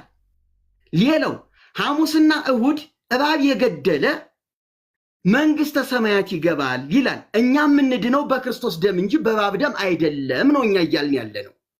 ይሄ የመተተኞች የአስማተኞች የጠንቋዮች አስተምሮ ነው። ይሄ ከእባብ ጋራ ከጊንጥ ጋራ ከምናምን ጋራ ያለ ልምምድ የአስማተኛና የጠንቋይ እንጂ የእውነተኛ ቤተክርስቲያን መለያ ሊሆን አይገባም። የጻድቅም አስተምሮ ታሪክ ሊሆን አይችልም። ሰይጣን አምኖ ተገርዞ መንኩሶ መንግሥተ ሰማያት ገባ። እንዲሁም ወደ ዳውሮና ወደ ቦረና ሂዶ ስብከተ ወንጌል ሲያገለግል በጾም በጸሎት ተወስኖ ሙቶ መንግሥተ ሰማያት ገባ። ጸሎቱ በረከቱ ይደርብን ተብሎ በገድላት አንደበት በተባለ መጽሐፍ ተጽፏል። ማኅበረ ቅዱሳን ሱቅ ላይ እየተሸጠ ነው። ገድለ ክርስቶስ ሰምራ ላይ የሚያዝያ ይሁን የካቲት አላስታውስም አሁን ጌታችን መጣና የ4 ወር የዝናብ ነጠብጣብ የሚያክል ነፍሳት ተመልከት። እንግዲህ የ4 ወር የዝናብ ነጠብጣብ የሚያክል ነፍሳት ቁጥር ከሲኦል ወደ ገነት ታወጭ ዘንድ ቃል ኪዳን ገባሁልሽ ብሎ የ4 ወር የዝናብ ነጠብጣብ ያክል ነፍሳትን እንድታድን ቃል ኪዳን ተሰጥቷታል። ይሄ ማለት ዓለም 7 ጊዜ ቢፈጠር እንኳን ይሄን ቁጥር አያገኘው። 4 ወር ነጠብጣብ ማለት ድፍን አንድ ክረምት ማለት ነው። የአንድ ክፍለ ከተማ ዝናብ በአንድ ቀን ሌሊት የዘነበ እንኳን ቁጥሩ ከስላሴ በቀር ፍጡር አያውቀውም እውነት ለመናገር። ነገር ግን የ4 ወር የዝናብ ይሄማ ከሆነ ክርስቶስ ሰምራ ዓለምን ጨርሳ ድነዋለች። እሺ ጨርሰዋል። ነገሩ ተጠናቋል። እሺ ዘማርያም ይቀጥሉ። እሺ በተቻለ መጠን ግን መጽሐፉን እያሳየን ቢሆን በጣም ይመረጥ ነበረ። እኔው የቅድሙን አንድ ነገር ላሳይና ስተቱም ይሄን መጽሐፍ ስለጠቀሱት ማለት ነው። የእመቤታችን ነገር አንዱ ርዕሰ እንግዲህ ወደ አንዱ እየዘለልን ያለ ነው። እስካሁን ድረስ አንድ መረጃ አልመጣልኝም። እመቤታችን ቅድስት ድንግል ማርያምን ቤተክርስቲያን ፈጣሪ ናት ብላ በግልጽ የጻፈችበትን ማስረጃ አምጡ። በቃ ትክክለኛው አሁን ነገር ማፍረጥ ያለብን እዚህ ጋር ነው። ብዙ ርዕሰ ጉዳይ በአንድ የመርገጥ አይደለም። ሰው መድማት አለበት። ርዕሰ ጉዳይ አንድ ርዕሰ በደንብ ማድማት አለብን። ከመጣሽ ማርያም ታምጣሽ ብለን ማለት። ከዛ ውጭ ግን አንዴ ገድለ ተክለ ሃይማኖት፣ አንዴ ገድለ ክርስቶስ ሰምራ፣ አንዴ መርቆሬዎስ እየዘለልን ስንሄድ ግን በቃ በጥባጭነት ነው የሚሆነው። የመረጃ ሰው ነው መሆን ያለብን። መጽሐፉ ማሽከርከር አይደለም ማየት ነው ያለብን። እሺ እንዳያስቷችሁ ተጠንቀቁ የሚለው መጽሐፍ ጠቅሰው አዲስ አበባ ሐምሌ 4 1986 ይሄን ያሳዩን። ይሄ ላይ ያሳዩ በቃ አለቀ። ይሄን እኔው ምንድነው ያለው እዚህ ጋር እመቤታችን ጥንተ አብሶ የለባትም ይላል። ከዛስ እመቤታችን ቅድስት ድንግል ማርያም ጥንተ አብሶ አለባት ላሉት ቤተክርስቲያን ስለእመቤታችን የምታስተምረው ትምህርት የምታምነው እምነት የምታስተምረው ትምህርት በሰማይ በምድር ካሉ ፍጡራን ሁሉ የተለየች ከፍተኛ ነው። እሺ የተለየና ከፍተኛ ነው። አምሳያ እኩያ ጓደኛ አላት ብላ አታስተምርም። እሺ መገኘቷም ከሰው በተፈጥሮ ሴት ብትሆንም የግብር ጓደኛ የላትም። በደንብ ስሙ። ምን መገኘቷ ከሰው ተፈጥሮ ጾታ ቢሆንም የግብር ጓደኛ የላትም። እንደ ድንግል ማርያም የአምላክ እናት የለች። ልዑል እግዚአብሔር በተፈጥሮ አልቆ በክብር የፈጠራት ናት። ምን ያላት ናት? የፈጠራት ናት። ይህን እኮ ነው የሚናገረው። እንቀጥል። ለእናት ለአባቷ የብፅዓት ልጅ ናት፣ የስለት ልጅ ናት። በዚህ መሰረት በእናት በአባቷ ቤት 3 ዓመት ከኖረች በኋላ 12 ዓመት በቤተ መቅደስ መላእክት እያገለገሏት ህብስተ ሰማያዊ እየተመገበች ኖራለች። እሺ ልዑል እግዚአብሔር ከእናቷ ማህፀን ስለመረጣ በሴቶች ከሚደርሰው ሁሉ መንፈስ ቅዱስ ስለጠበቃት በኃጢአት ምክንያት የመጣ ርኩሰት አላገኛትም። ተፈቶ ማህፀን ልማደ አንስ ርስሐተ ኃጢአት የለባትም። ታዲያ ቤተክርስቲያን ምንድን ነው ከዚህ ውጭ የምታስተምሩት ትምህርት? ምን ያላት ናት? በተፈጥሮ አልቆ አክብሮ የፈጠራት ናት። ገጽ ስንት? 28 የፈጠራት ናት። ምንድን ናት? ፍጡር ናት። ምን ነው ገጽ 30 ሲያነቡልን ገጽ 28ን ዘለሉት? መጽሐፉ ያለ እንደሚናገረው ጥንተ አብሶ የለባትም ነው ያለችው። እዛም እዚህም ከመርገጥ ሁለተኛ ቅድም ናነሱ ጠይቄ አሁንም ጠይቄ ነው የማቀርበው። ምክንያቱም ድንግል ማርያም ፈጣሪ ናት የሚሉ ስላላሳዩኝ የቱ ጋ ነው ገድለ ተክለ ሃይማኖት ላይ የአቡነ ተክለ ሃይማኖት በሕማመ ብድብድ ማረፋቸውን ከክርስቶስ ስቅለት ጋር እኩል ነው የሚለው? እንደ ስቅለቴ ነው የሚለው ወይስ ስቅለቴ ነው የሚለው? አንድ ሁለተኛ ይህ ሰይጣን ብለው የነገሩት ያ ሰው ሰይጣን ያደረበት ሰው ነው ወይስ በቁሙ ሰይጣን ነው ይላል? እርሱ ነው መረጃውን የጠቀሱት። ገድለ ተክለ ሃይማኖትን የጠቀሱ ምዕራፉን ገልጸው ለሰው ሰይጣን ነው በቁሙ የተጠመቀው ይሄ ሰው አልነበረም ብለው ገልጥ ያሳዩናል። ከዛ ደግሞ ቀጥሎ እንዳሉት ሄዶ በዳውሮና በዛ ሄዶ ስብከት አገለገለ። ይህንም ከገድለ ተክለ ሃይማኖት ያቀርቡናል። ከዛ ወደ ገድለ ክርስቶስ ሰምራ እንመጣለን። አሁን ላቀርበው ሁለቱም ጥያቄ ከገድሉ ከራሱ የእርሶ ምላሽ አልፈልግም። ከራሱ ከገድሉ እያነበቡ ይሄው ከዳውሮ ሄዶ እዚህ ያገለገለበት ይሄ ሰው መጀመሪያ በቁሙ ሰይጣን ነው የሚለው ልቡሳነ ስጋ ይላል ወይስ አይልም? ስጋ የለበሰ ሰይጣን ነው የሚለው ያ ማለት ሰው ሆኖ ግን ሰይጣን ያደረበት ልቡሳነ ስጋ ነው የሚለው ገድለ ተክለ ሃይማኖት ያውም ደብረ ሊባኖስ ገዳም ያሳተሙ ነው የሚለው ወይስ ሰይጣን ነው የሚለው? ሰይጣን አጠመቁት ነው የሚለው? ክፈቱትና ያሳዩን፣ ህዝቡ ይፍረድ። እንደው ዌልካም። አሁን እንቀጥል። እሺ ይቀጥሉ መርጌታ። መልካም ከጀመረበት ልነሳና ስለ ድንግል ማርያም ከተናገረበት አሁን ዘማርያም ገጽ 28ን አንብቦ ገጽ 29ንም አልደረሰም፣ ወደ ሌላው ነው የሄደ። ገጽ 30 ላይ እዚሁ መጽሐፍ ገጽ 30 ላይ ሂድልኝና እንነጋገር። ግድ የለም አሁን ገጽ 30 ላይ ና፣ ገጽ 30 አውጣው። እሺ ታውቁ ይጠቀሙ። እኔ በራሴ መልሳለሁ። ይቀጥሉ፣ እርሶ ራሱ ያንብቡት፣ ይቀጥሉ። ደግመህ እንድታነብልኝ በኋላ በአንተ መጽሐፍም ስላለ ገጽ 30 ላይ አንተ ያብራራኸውን እየተናገረ መጣና መጨረሻ ነገሩን ሲቋጭና ሲደመድም ግን ክፉ አሟሟት ሙቶ ነው መጽሐፉን ወደ መቋጫ ያመጣው። ከዚህ ወጥቶ ነው የሚለው። ያንን ሲያብራራው አሁን ዘማርያም ሲናገር እንደነበረው አይነት አመጣጥ መጣና ከዚህ ወጥቶ ጥንተ አብሶ ነበረባት ወይም አለባት የነጻች ከብስራት በኋላ ነው። እሷ ሰው ናት። እችን ነው የምፈልጋት እኔ። እሷ ሰው ናት ከሰማይ አልወረደችም እያሉ መናገር፣ ከዚያም አልፎ መጽሐፍ መሳሳት ብቻ ሳይሆን በደል፣ ድፍረት፣ ክህደት የማይሰራ ኃጢአትም ነው ይላል። እንግዲህ ከዚህ የበለጠ ድንግል ማርያምን አምላክ ወደ ማድረግ ያን ያህል ከፍታ መሄድ ምንም ማብራሪያ አይጠበቅብኝም።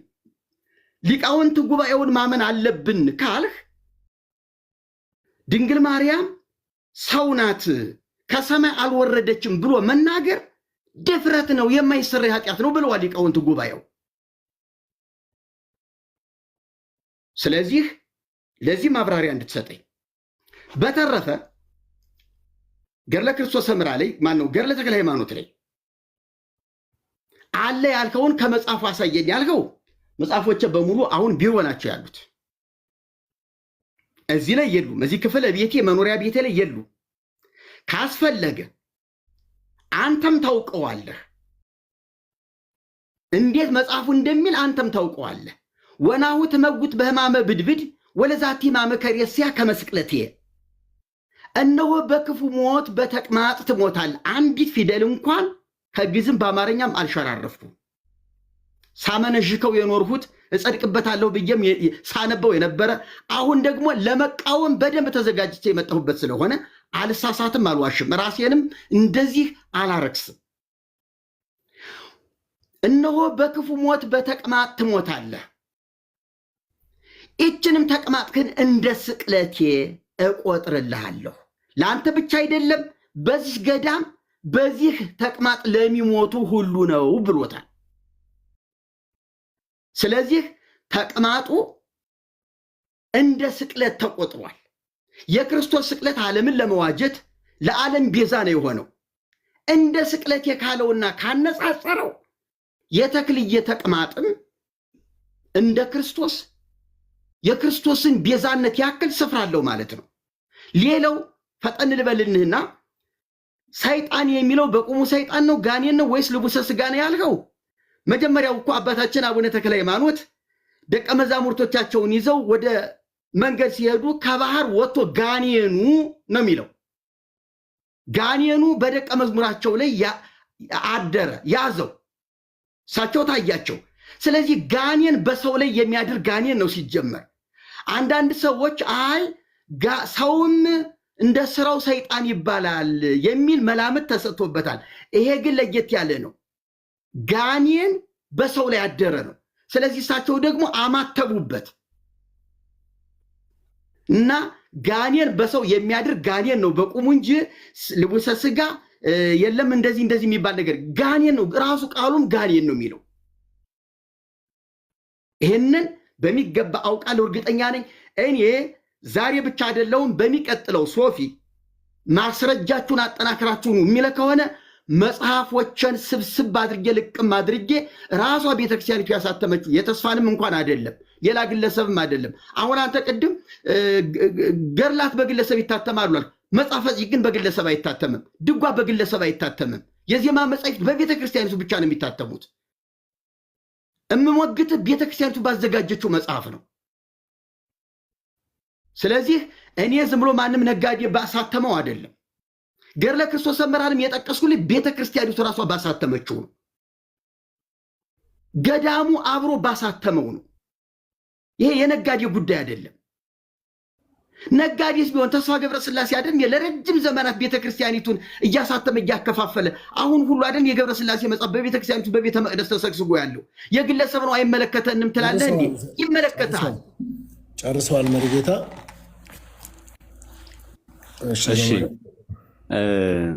ሶፊ አሁን ከዚህ በኋላ መቀጠል ያለን አይመስለኝም። ምክንያቱም ርዕስ ያነሳው አካል ርዕሱን ላነሳበት ነገር ታማኝ መሆን አለበት እንጂ ቢሮ ላለ መጽሐፍ እዚህ ጋር ማንሳት ተገቢ አይደለም። ምክንያቱም አሁን እኔ የገባሁት እዚህ አንተ ጋር ስገባ ማስረጃ እያሳየን መጽሐፍ እየገለጥን ማናሳይ ከሆነ እኔ ቢሮ ለተቀመጠና ቤቴ ለተቀመጠ ማስረጃ ምን ብዬ ነው አሁን እዚህ ጋር ማወራው? ወይ መጀመሪያ ርዕሱን አለማውራት ነው በቃ። በዚህ ጉዳይ ላይ ተዘጋጅቼ መጽሐፉን አደራጅቼ ስመጣ እንወያያለን። ዌልካም። እኔ ገልጬ መጽሐፍ ገጽ በገጽ ማሳይበት፣ እሳቸው ግን እንደዚህ ይላል ግን ቢሮ ስላለ እንዲህ ብለህ ተቀበለው ብሎ መናገር አይቻልም። እንዴት ይሆናል? እኔ ማስረጃ ሳይ እሳቸው ግን በንግግር ብቻ የሚገልጹት እንዴት ነው የሚሆነው? ዘመኑ የሰለጠነ ነው። መጽሐፍ ገልጦ መናገር። መጽሐፍ አጠገባችን ከሌላ አፋችን መሰብሰብን ያለብን። ትዝ ያለን ሁሉ ማውራት የለብንም። ምክንያቱም በእርግጠኝነት ስለምናገር ነው። ገድለ ተክለ ሃይማኖትን የጠቀሷቸው ስለሆኑ ማስረጃውን የመጥቀስ ግዴታ የለብኝም። የጠቀሱ እሳቸው ስለሆኑ ከፍተው ግን መጽሐፉ ላይ ልቡሳነ ስጋ ማይል ከሆነ እኔ ይቀጣለሁ። ለዛ ነው ክፈቱ ያልኳቸው። አሁን ክፈቱ ስላቸው መጽሐፉ የት ነው አሉ? ቢሮ ነው ያለው አሉ። መጽሐፉን ገልጦ ማሳየት አለቦት። ማሳዩ እኮ ለምን እወያያለሁ? እኔ ቢሮ ነው ያለው መረጃን አደራጀን። በቃ መረጃዎችን አደራጅ ሲመጡ ልወያያ ነኝ እንጂ እሳቸው መረጃውን ባላደራጁበት በቪዲዮ ባላሳዩበት መረጃ ላይ እኔ መጽሐፍ እየገለጥኩኝና ቪዲዮ እያሳዩ መቀጠል የለብኝም። አንፌር ነው የሚሆነው። ስለዚህ መቀጠል አለብኝ ብዬ አላስብም። ሶፊ መረጃ በሌለበት ማለት ነው። እሺ ምን ይመስሎታል መሪጌታ? ትንሽ ደቂቃ 1-2 ደቂቃ ስጠኝ። ገድሉን አንደኛውን ገድል ገዳሙ ያሳተመውን አግኝቼዋለሁ።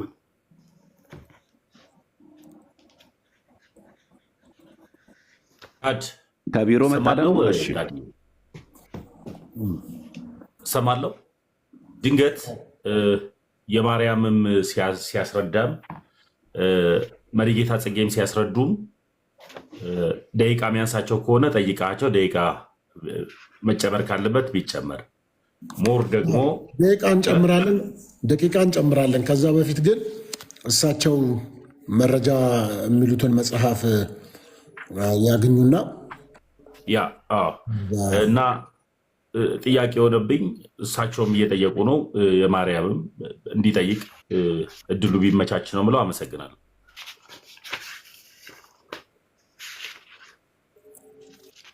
እሺ በዚህ አጋጣሚ ከዚህ ጋር ተያይዞ ገድለ ድርሳናት እሳቸው ገድለ ዮሐንስ ማነው ገድለ ክርስቶስ ሰምራን ስላነሱ እኔም እርሶ ልጠይቅና በመጽሐፍ ቅዱስ ፍጡር ቤዛ ይባላል አይባልም? በሐዲስ ኪዳንም በብሉይ ኪዳንም ይህንም አያይዙ ይመልሱልኝ።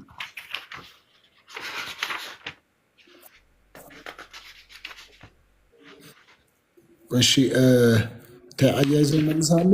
ከ5 ደቂቃ በላይ ካስጨመርኳቸው ሰዓት እያስጨመርኩ ነው ማለት ነው።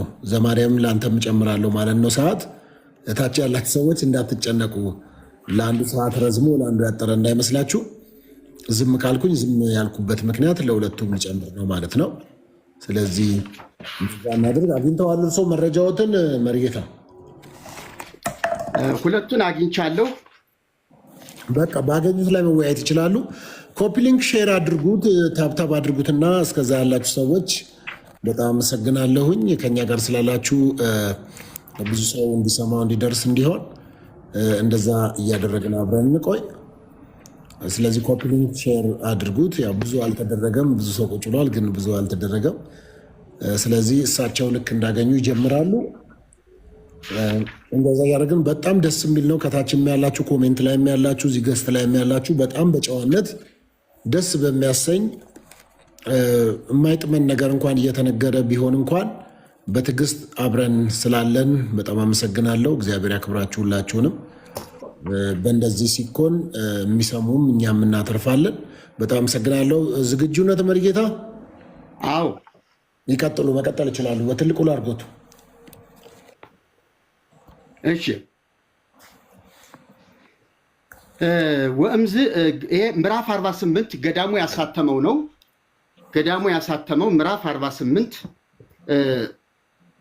ገድለ ተክለ ሃይማኖት፣ ታምረ ተክለ ሃይማኖት፣ መልካ ተክለ ሃይማኖት በግዕዝ በአማርኛ ነው የሚለው።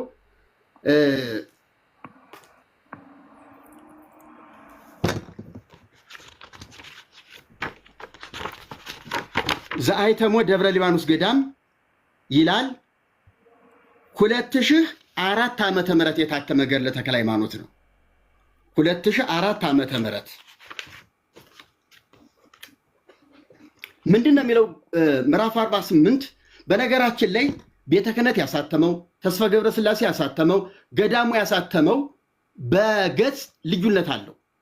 ምክንያቱም መቅድም ሲጽፉ አንዱ ሰፋ አድርጎ መቅድም ማብራሪያ ሲጽፍ፣ ለምሳሌ ገዳሙ ገድለ ተክለ ሃይማኖትን ሲጽፍ በግራኝ መሐመድ ጊዜ ጥቃት የደረሰባቸውን መነኮሳቱን ታሪክም ከመግቢያው ላይ ሰፋ አድርጎ ስላስገባ ገጹን አሸጋሽጎታል።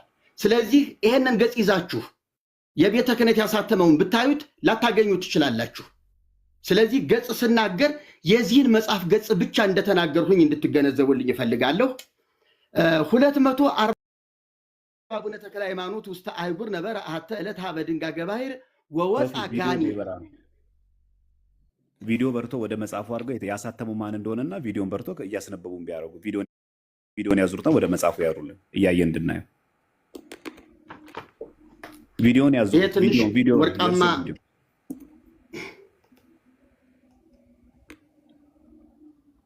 አሳታሚው ደግሞ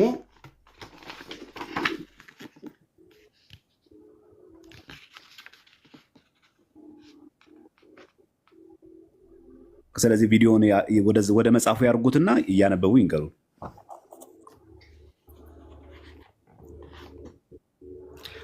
እኔ እዚህ ላይ በቪዲዮ አሁን እንዴት ትንሽ ለማሳየት እቸገራለሁ።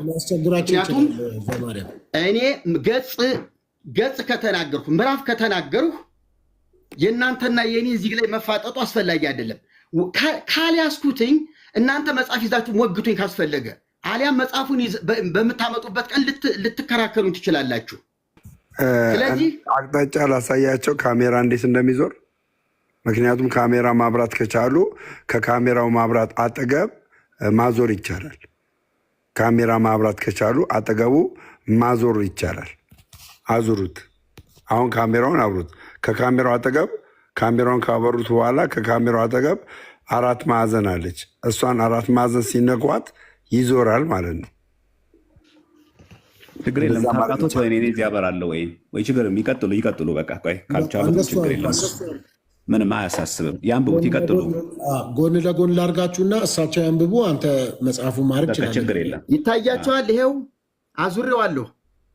አይ ተዉት፣ በቃ ወደ ራሱ አርጉት። መሪግ ካሜራውን አሁን አብሩት። ካሜራውን የእርሶን ካሜራ አብሩ። ካዞሩት የእርሶን ካሜራ አብሩ። ከዛ ሴቭ በሉት። ሴቭ አይታያችሁም? የእርሶን ካሜራ አብሩ። የእርሶን ካሜራ ሴቭ በሉት። ሴቭ ከታች ሴቭ በሉት። ታች ላይ ሴቭ በሉት።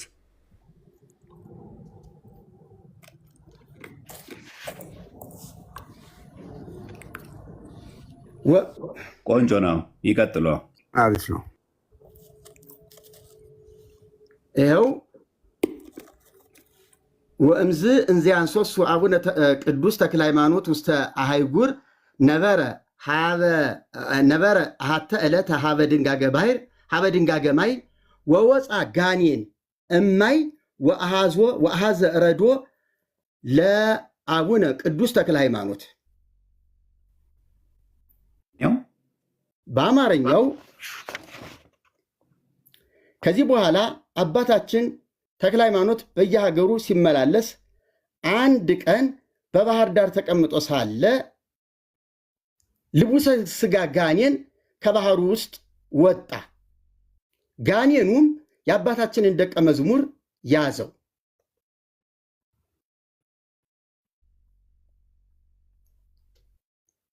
ልቡሰ ሥጋ ምን ማለት ነው? ልቡሰ ሥጋ ማለት ሥጋ የለበሰ ማለት ሰይጣን ማለት ነው። ይኸውልህ አሁን ነው አይደለም? የሶር ነው ጥያቄው። ልቡሰ ሥጋ ማለት በቁሙ ሰይጣን ማለት ነው። አሁን አንተ ጣልቃ ገብተህ አትረብሸኝ። ይቀጥሉ። በራስህ ጊዜ ልታበራራ ትችላለህ። እኔ እስከ መጨረሻው አነበዋለሁኝ ጊዜ ከተሰጠኝ ትንሽ ለፍጥነት ያንብቡ። መሪጌታ ተረጋግተው ያንብቡ። ለእርሶም ጊዜ እንጨምራለን፣ ለዘማርያም ለእሳቸውም ጊዜ ስለምንሰጥ ተረጋግተው እንትን ይበሉ። ዘማርያምም ምናልባት እሳቸው ቢሳሳቱ እንኳን እርሶ በእሱ ጊዜ እያረሟቸው እዚህ ጋር ቅድም የተናገሩት ነገር ስህተት ነው ብለው ማረም ይችላሉ። እኛ እንማራለን። እንደሱ እያደረግን እንቀጥል። መቀጠል ይችላሉ። መርጌታ እዚህ ላይ ከባህር ወጥቶ ጋኔን ያዘው ነው የሚለው። ግዕዙ ጋኔን ነው የሚለው። ልቡሰ ሥጋ የሚልም የለውም። ማለት ከነበረበት ግዕዙ ላይም ነበር መገኘት የነበረበት። ምክንያቱም ካሜራው መርጌታ ካሜራው ጠፍቷል።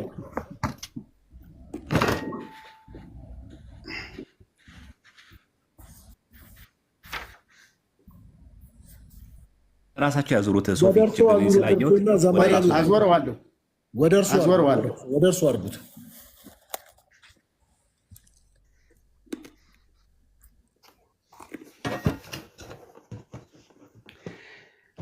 እዚህ ላይ ግዕዙ ጋኔን ካለው ትርጉም ላይ በጥንቃቄ እንደተጻፈው ጋኔን ነው መባል የነበረበት።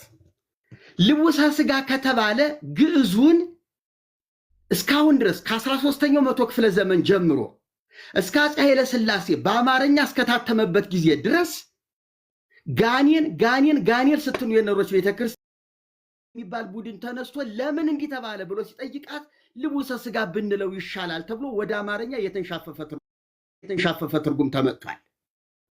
እኔ እዚህ ላይ እቃወማለሁ። ልቡሰ ሥጋ የሚባል ልቡሰ ሥጋ ጋኔን ሲጀመር በተፈጥሮ የለም። አለ በመጽሐፍ ቅዱስ በስነ ፍጥረት ውስጥ አለ የምትል ካለ ታሳየኛለህ። አዋልድ መጻሕፍት ላይ ግን ልቡሰ ሥጋ ጋኔን አለ ብለህ የምትሞግተኝ ከሆነ አልቀበልህም። ስነ ፍጥረት በዘፍጥረት መጽሐፍ ቅዱስ ስነ ፍጥረት በተፈጠረበት መጽሐፍ በዝርዝር በተቀመጠበት ቦታ ላይ የልቡሰ ሥጋ ጋኔን ተፈጥሮ ካለ አምጣልኝ። ከወደቁ መላእክት አካል ነው ካልክም ታሳየኛለህ። እኔ ይህንን ስለምቃወም ልቡሰ ሥጋ የሚለውን ምክንያቱም ልቡሰ ሥጋ ጋኔን በሰው ላይ የማያድርም ሲጀመር ከተባለ በቤተ ክርስቲያኒቱ አስተምሮ እንኳን ህገወጥ አስተምሮ እንሂድ ብለን ብንል ልቡሰ ሥጋ ጋኔን በሰው ላይ አያድርም። የራሱ የተልከሰከሰ ብቻውን የሚኖር ብስባሽ እየበላ እየለቀመ የሚኖር መንፈስ ነው። ስለዚህ ጋኔን ነው በመጽሐፍ ቅዱስ በሰፊው የተገለጠው። ጋኔን በሰዎች እያደረ እንደሚያሳስት ይሄ አይደለም ብቻውን። ይሄ ጋኔን ከደቀ መዛሙርቶቻቸው ላይ በአንዱ ሲያድርበት አማትበው ስልጣኑን ሻሩበት ይላል። ከዚያ በኋላ ሊትሄድ ትፈልጋለህ ወይስ ምን ታደርግ ሲሉትኝ አይ ስልጣኔን ሽረዋልና እኔ ካንተ ጋር ነው የምኖር አላቸው። አመንኩሰው ገርዘው ይላል። ሲጀመር መንፈስ አይገረዝም። መንኩሶ መጽደቅም አይችልም። የወደቀ ጋኔን ነው፣ ለዘላለም የተጣለ ነው። አይ ልቡሰ ሥጋ ይድናል ችግር የለውም በየትኛው መጽሐፍ ቅዱስ የለም። ልታመጣልኝ አትችልም። ካለ አምጣና 66 መጽሐፍ ቅዱስ ውስጥ ታሳየኛለህ። ይሄ አንዱ የመጽሐፉ ውድቀት ነው። ሌላው በዚህ መጽሐፍ ውስጥ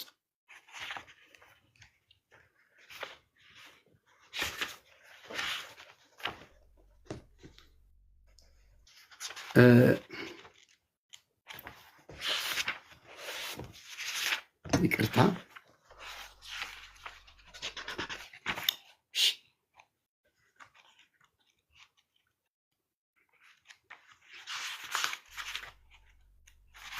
ዳድ ደቂቃ እሳቸው እስኪያወጡ ዘማሪ ዝራ የሚል አለ። እስኪ ያስገባው።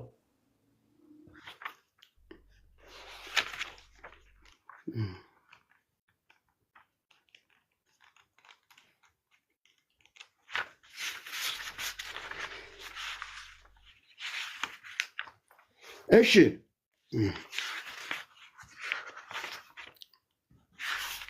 ያሳዝናል።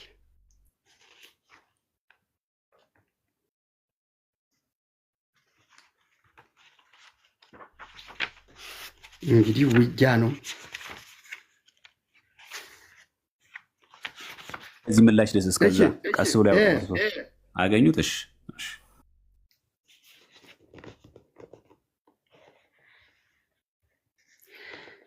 እዚህ ላይ ደግሞ ምዕራፍ 51 ቁጥር 6 ላይ ገጽ 259 ብፁዕ አባታችንም ደቀ መዛሙርቱን ዛሬ በግዕዝ ካስፈለገ አነበዋለሁ።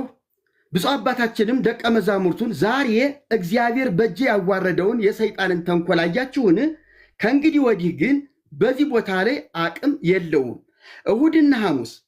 እሁድና ሐሙስ ቀን እባብ የገደለ የክርስቲያን ወገን ሁሉ ኃጢአቱ ይሰረይለታል ብለህ ለልጆች ንገራቸው ብሎ ጌታ የኢየሱስ ክርስቶስ የነገረኝን አሁንም እነግራቸዋለሁ፣ በልባችሁ ጠብቁት አላቸው ይላል።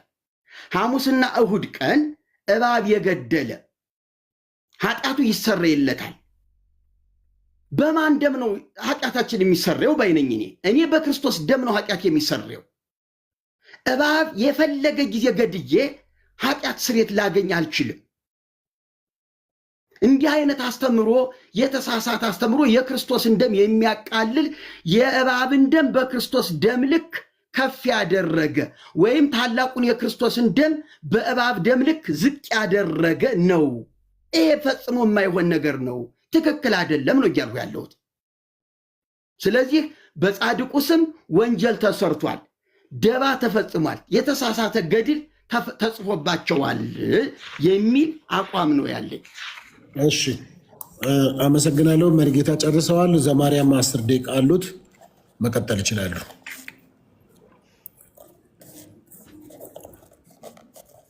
እሺ እግዚአብሔር ያክብርልኝ። ለዚህ ነው መጽሐፉ ተከፍቶ ይታያልኩት። ለዚህ ነው በነገራችን ላይ የግል ትርጉም ስለማይፈቀድ እኛ ቤት የግል አይነት እያታም አይደረግም። ለዛ ነው እሳቸው ራሱ የያዙት ገድለ ተክለ ሃይማኖት ላይ ራሱ ሰይጣን አይልም። ራሱ እንየው 48ኛው አይደለም የሚለው።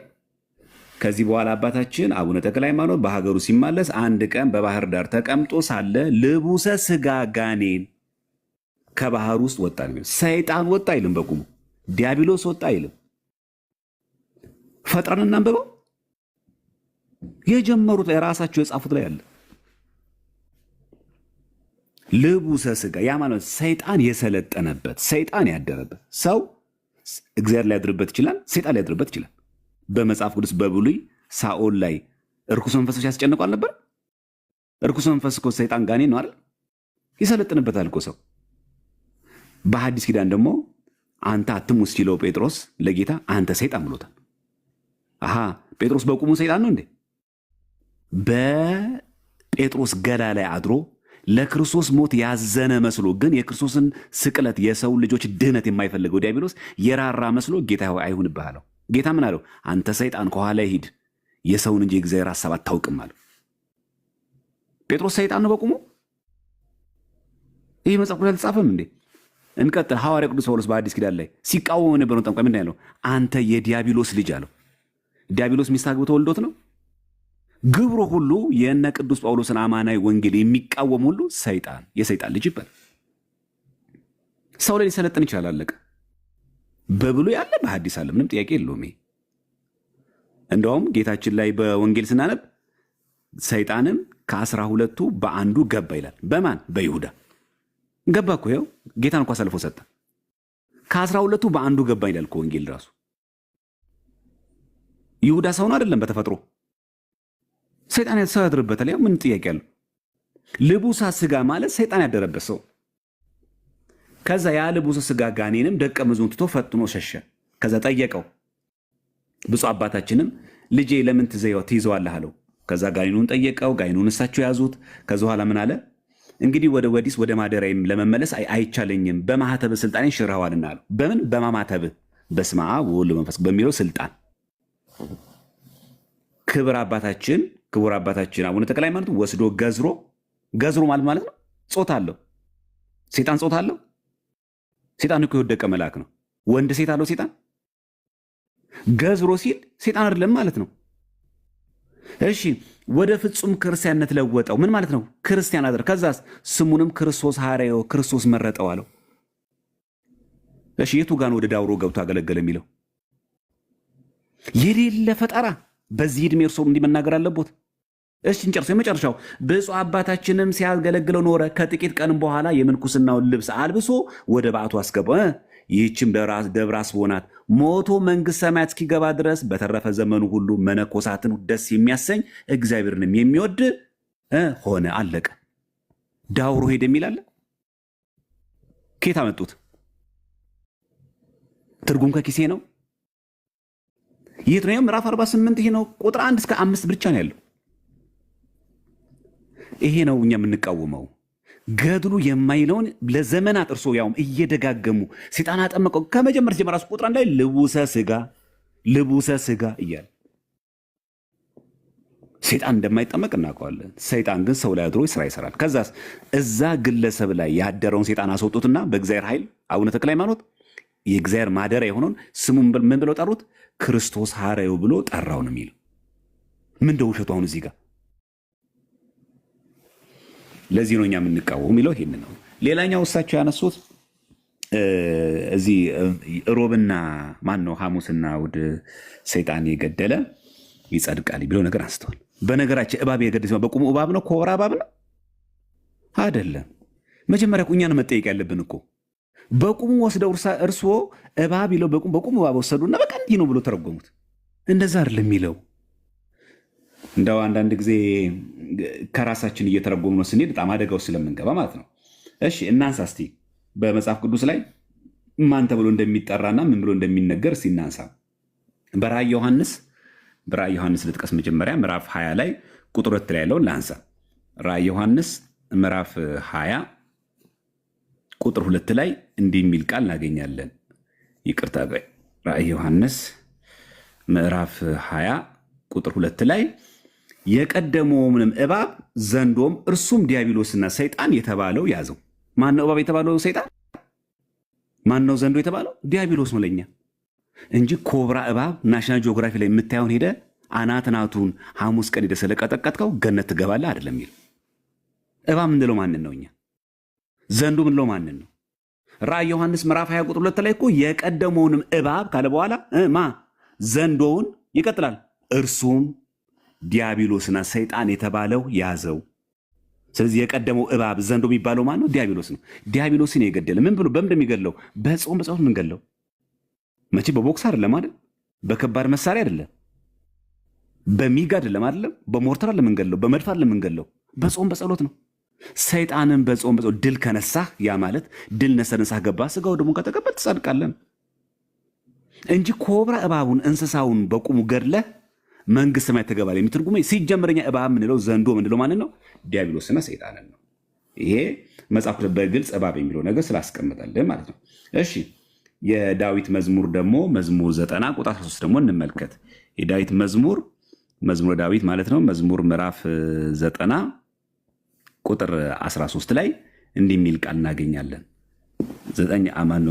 91 መሰለኝ በዚህኛው የሚሆነው ምዕራፍ 91 ቁጥር 13 ላይ እንዲህ ይለናል። በተኩላና በእባብ ላይ ትጫማለህ ይላል። አንበሳውና ዘንዶውን ትረግጣለህ። በተኩላና በእባብ ትጫማለህ ማለት ተኩላና ይሄ እባብ የተባሉልን በእግር ሄደህ ትረግጠዋለህ ማለት ነው። እስቲ እርሶ ይሞክሩታ። አንበሳውንና ዘንዶውን ትረግጣለህ ማለት ሄደን ይሄንን የምናየው ናሽናል ጂኦግራፊ ላይ የምናየው 4 እግር ያለው እንስሳውን አንበሳውን ነው የሚለው። ባላጋራችሁ ዲያብሎስ የሚውጠውን ፈልጉ እንደሚያገሳ አንበሳ የተባለ ያን አንበሳ ድል ተነሰዋለህ፣ ትረግጠዋለህ ማለት ነው። ከየት የመጣ ትርጉም ነው? በቁሙ እባብ ነው ያለው ማን ነው ይላል እንደዛ መጽሐፉ ላይ። ይሄን ስንል እባብ በቁሙ ሐሙስ ቀን የገደለ ነው እያለ ነው።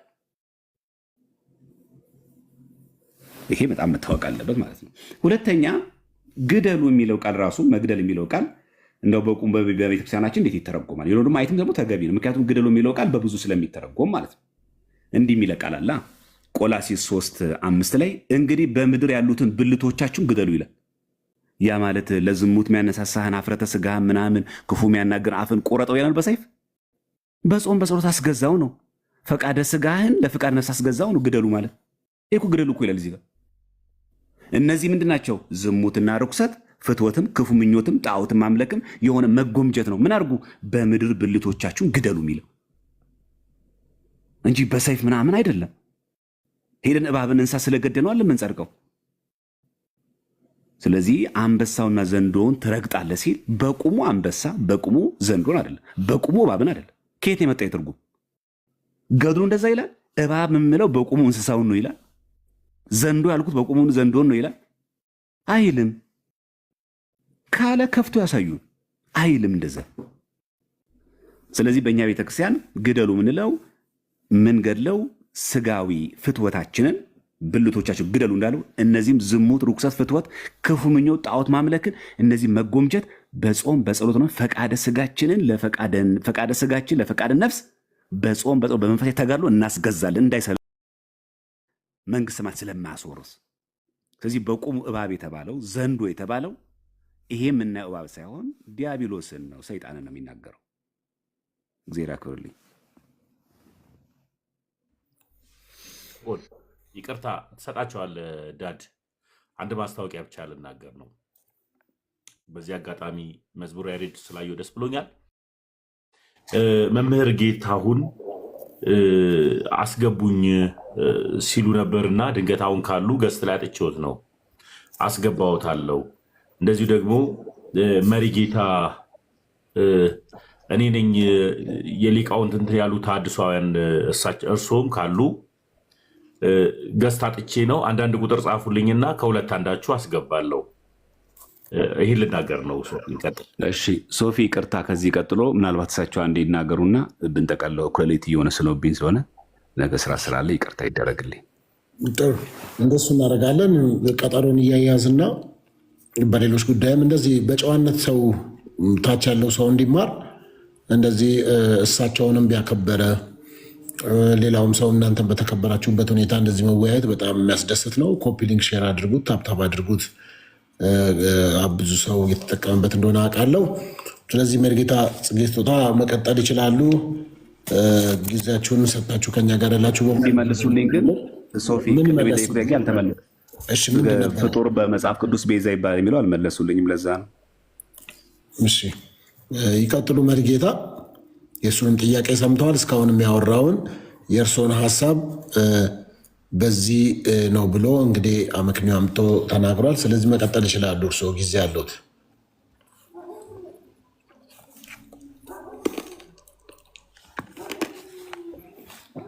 ሚዩቶትን ያሱ ሚዩት ኖት ሚዩት አንሱ። እሺ ስለ ድንግል ማርያም ፈጣሪነት መጽሐፈ ዚቅ ላይ ያነሳሁትን እሱ ሌላ ትርጉም አለው ብሎ በራሱ አቅጣጫ ከወሰደው በዚያው እንዝገው። እኔም በራሴ መንገድ መጽሐፈ ዚቁ እንዳስቀመጠው ይሄ ነው ያስቀመጠው ካልሁኝ የኔ ሐሳቢያ ነው። አይ እንዲህ አይደለም እንዲህ ነው ካለ ደግሞ እሱ የሱ ሐሳቢያ ነው። በዚያ ተስማምተን እንዝገው። ምናልባት እንደገና ማየት ካስፈለገን በድጋሚ በሌላ ጊዜ ደግሞ ከሰሚዎቻችን መደነጋገር እንዳይመጣባቸው አጥርተን መናገር የምንችልበትን ሁኔታ እናመቻቻለን። ዛሬ አሁን እዚያ ላይ አላመነዥክም። አሁን የመጣህበት ወንድም የተናገርህበት መንገድ ላይ ግን እንደገና ክለሳ አድርጌ ለተመልካቾቻችን ግልጽ ማድረግ እፈልጋለሁ። ጴጥሮስ ሰይጣን ተባለ። በማደሪያው አንዳንድ ጊዜ ሰዎች ሰይጣን ይባላሉ በስራቸው በክፋታቸው። እባብ በቁሙ እባብ ላይሆን ይችላል ሰይጣን ነው ተብሎ በአውዱን የሳተና ከአውዳዊው ጋራ ከአውዱ ጋር ያልተገናዘበ ጥቅስ ሲጠቀስ አይቻለሁኝ። ገድለ ተክለ ሃይማኖት ያለው እኮ ሐሙስና እሁድ እባብ የገደለ የሚለው ቃል መግደልን ሌላ ትርጉም፣ እባብን ሌላ ትርጉም ማድረግ ገድሉን ቅዱስ ለማድረግ የሄድክበት መንገድ በፍጹም የተሳሳተ ነው። ገድሉ እንዳለው እንደዚያው ነው ያስቀመጠው። መነኮሳቱ የማያውቁት ቤተ ክህነት የማያውቀው የብቻ የቲክቶክ ትርጉም ነው ያመጣብኝ። ስለዚህ አንተ ወንድሜ ነገ ቤተ ክህነትም ሆነ ከቤተ ክርስቲያን ሰዎች ጋር የምትነጋገርበትን ነገር ነው እዚህ ላይ መናገር ያለብህ። ይሄ ቀላል መድረክ ስላይደለም። ስለዚህ በቁሙ ገድሉ እንዲህ አይነት ነገሮች አለ። ከዚህም የከፋ ውሸት መናገር ልማዱ ስለሆነ እባብን ሐሙስና እሁድ እባብ የገደለ የሚለው ቃል ዲያብሎስን ግደሉ ለማለት አይደለም። ዲያብሎስን በጸሎት እንዋገዋለን፣ በጸሎት እናሸሸዋለን። ተቃወሙት ከእናንተ ይሸሻል ነው እንጂ ግደሉት አልተባልንም።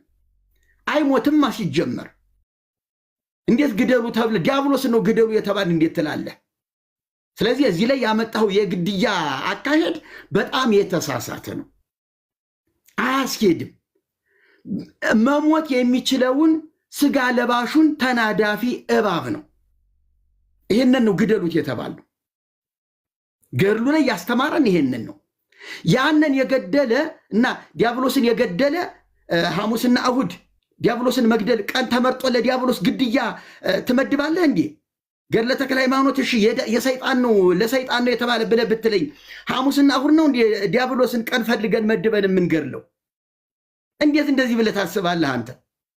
ለዲያብሎስ ጊዜ የለውም። በጸሎት መደብደብ፣ በጸሎት መቀጥቀጥ ማሸሽ ነው።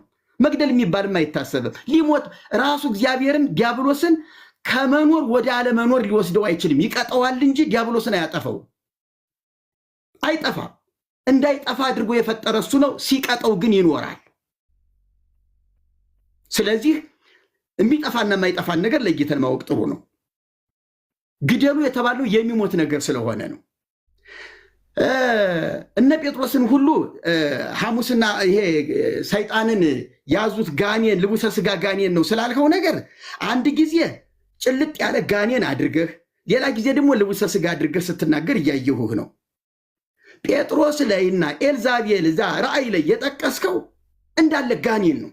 እባብም ይበለው ዘንዶም ይበለው የቀደመው እባብ ዲያብሎስ ብሎታል። አዎ እንደሚያገሳ አንበሳ ዲያብሎስ ተብሎ የሚያገሳ አንበሳም ተብሏል። ስለዚህ ዲያብሎስን በአውዱ እንደተገለጠበት እንጠቀመዋለን። ለምኞታችን መጠምዘዝ ግን ወንጀል ነው። የእግዚአብሔር ቃል እንደዚህ በድፍረት ልንጠምመው አይገባም። እዚህ ቦታ ላይ ገድለ ተክለ ሃይማኖት ላይ ጴጥሮስን ሂድ አንተ ሰይጣን ሲለው ጴጥሮስ ሰይጣን ሆኖ ሳይሆን በጴጥሮስ ላይ የነበረውን ሰይጣን ገስጾታል። እሺ ተክለ ሃይማኖት በልጃቸው ላይ ያደረውን ጋኔን ገሰጹት ካል እዚያ ላይ ሰይጣን ተብሏል። በጴጥሮስ ላይ ያደረው ሰይጣን ሂድ አንተ ሰይጣን የተባለ ገድለ ተክለ ሃይማኖት ግን ልቡሰ ስጋ ብለህዋል፣ ግን አጣቅሰዋል፣ አዛምዳቸዋል። ለጴጥሮስ የተጠቀሰውና ለዚህኛው ለተክለ ሃይማኖት ደቀ መዝሙር የተጠቀሰውን ሳይቀዋል። ስለዚህ በአንተ ምልከታም እኮ እዚህ ላይ ልቡሰ ስጋ ያልከው ጴጥሮስ እንደተባለው ነው ካልከኝ እዚያ ሰይጣን ተብሏል፣ እዚህም ሰይጣን ነው ማለት ነው።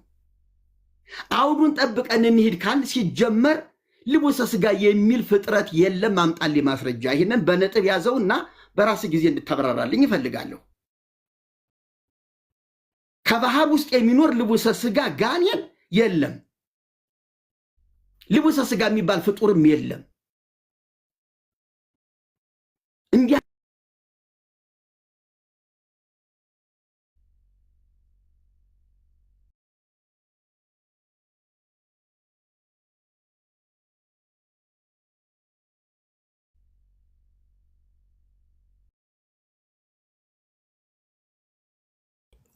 ኔትወርክ ይዟቸዋል መሰለኝ። ኔትወርክ ይመስለኛል ወይ ባትሪም አልቆባቸው ሊሆን ይችላል። አላስተዋሉት ይሆናል። ወይም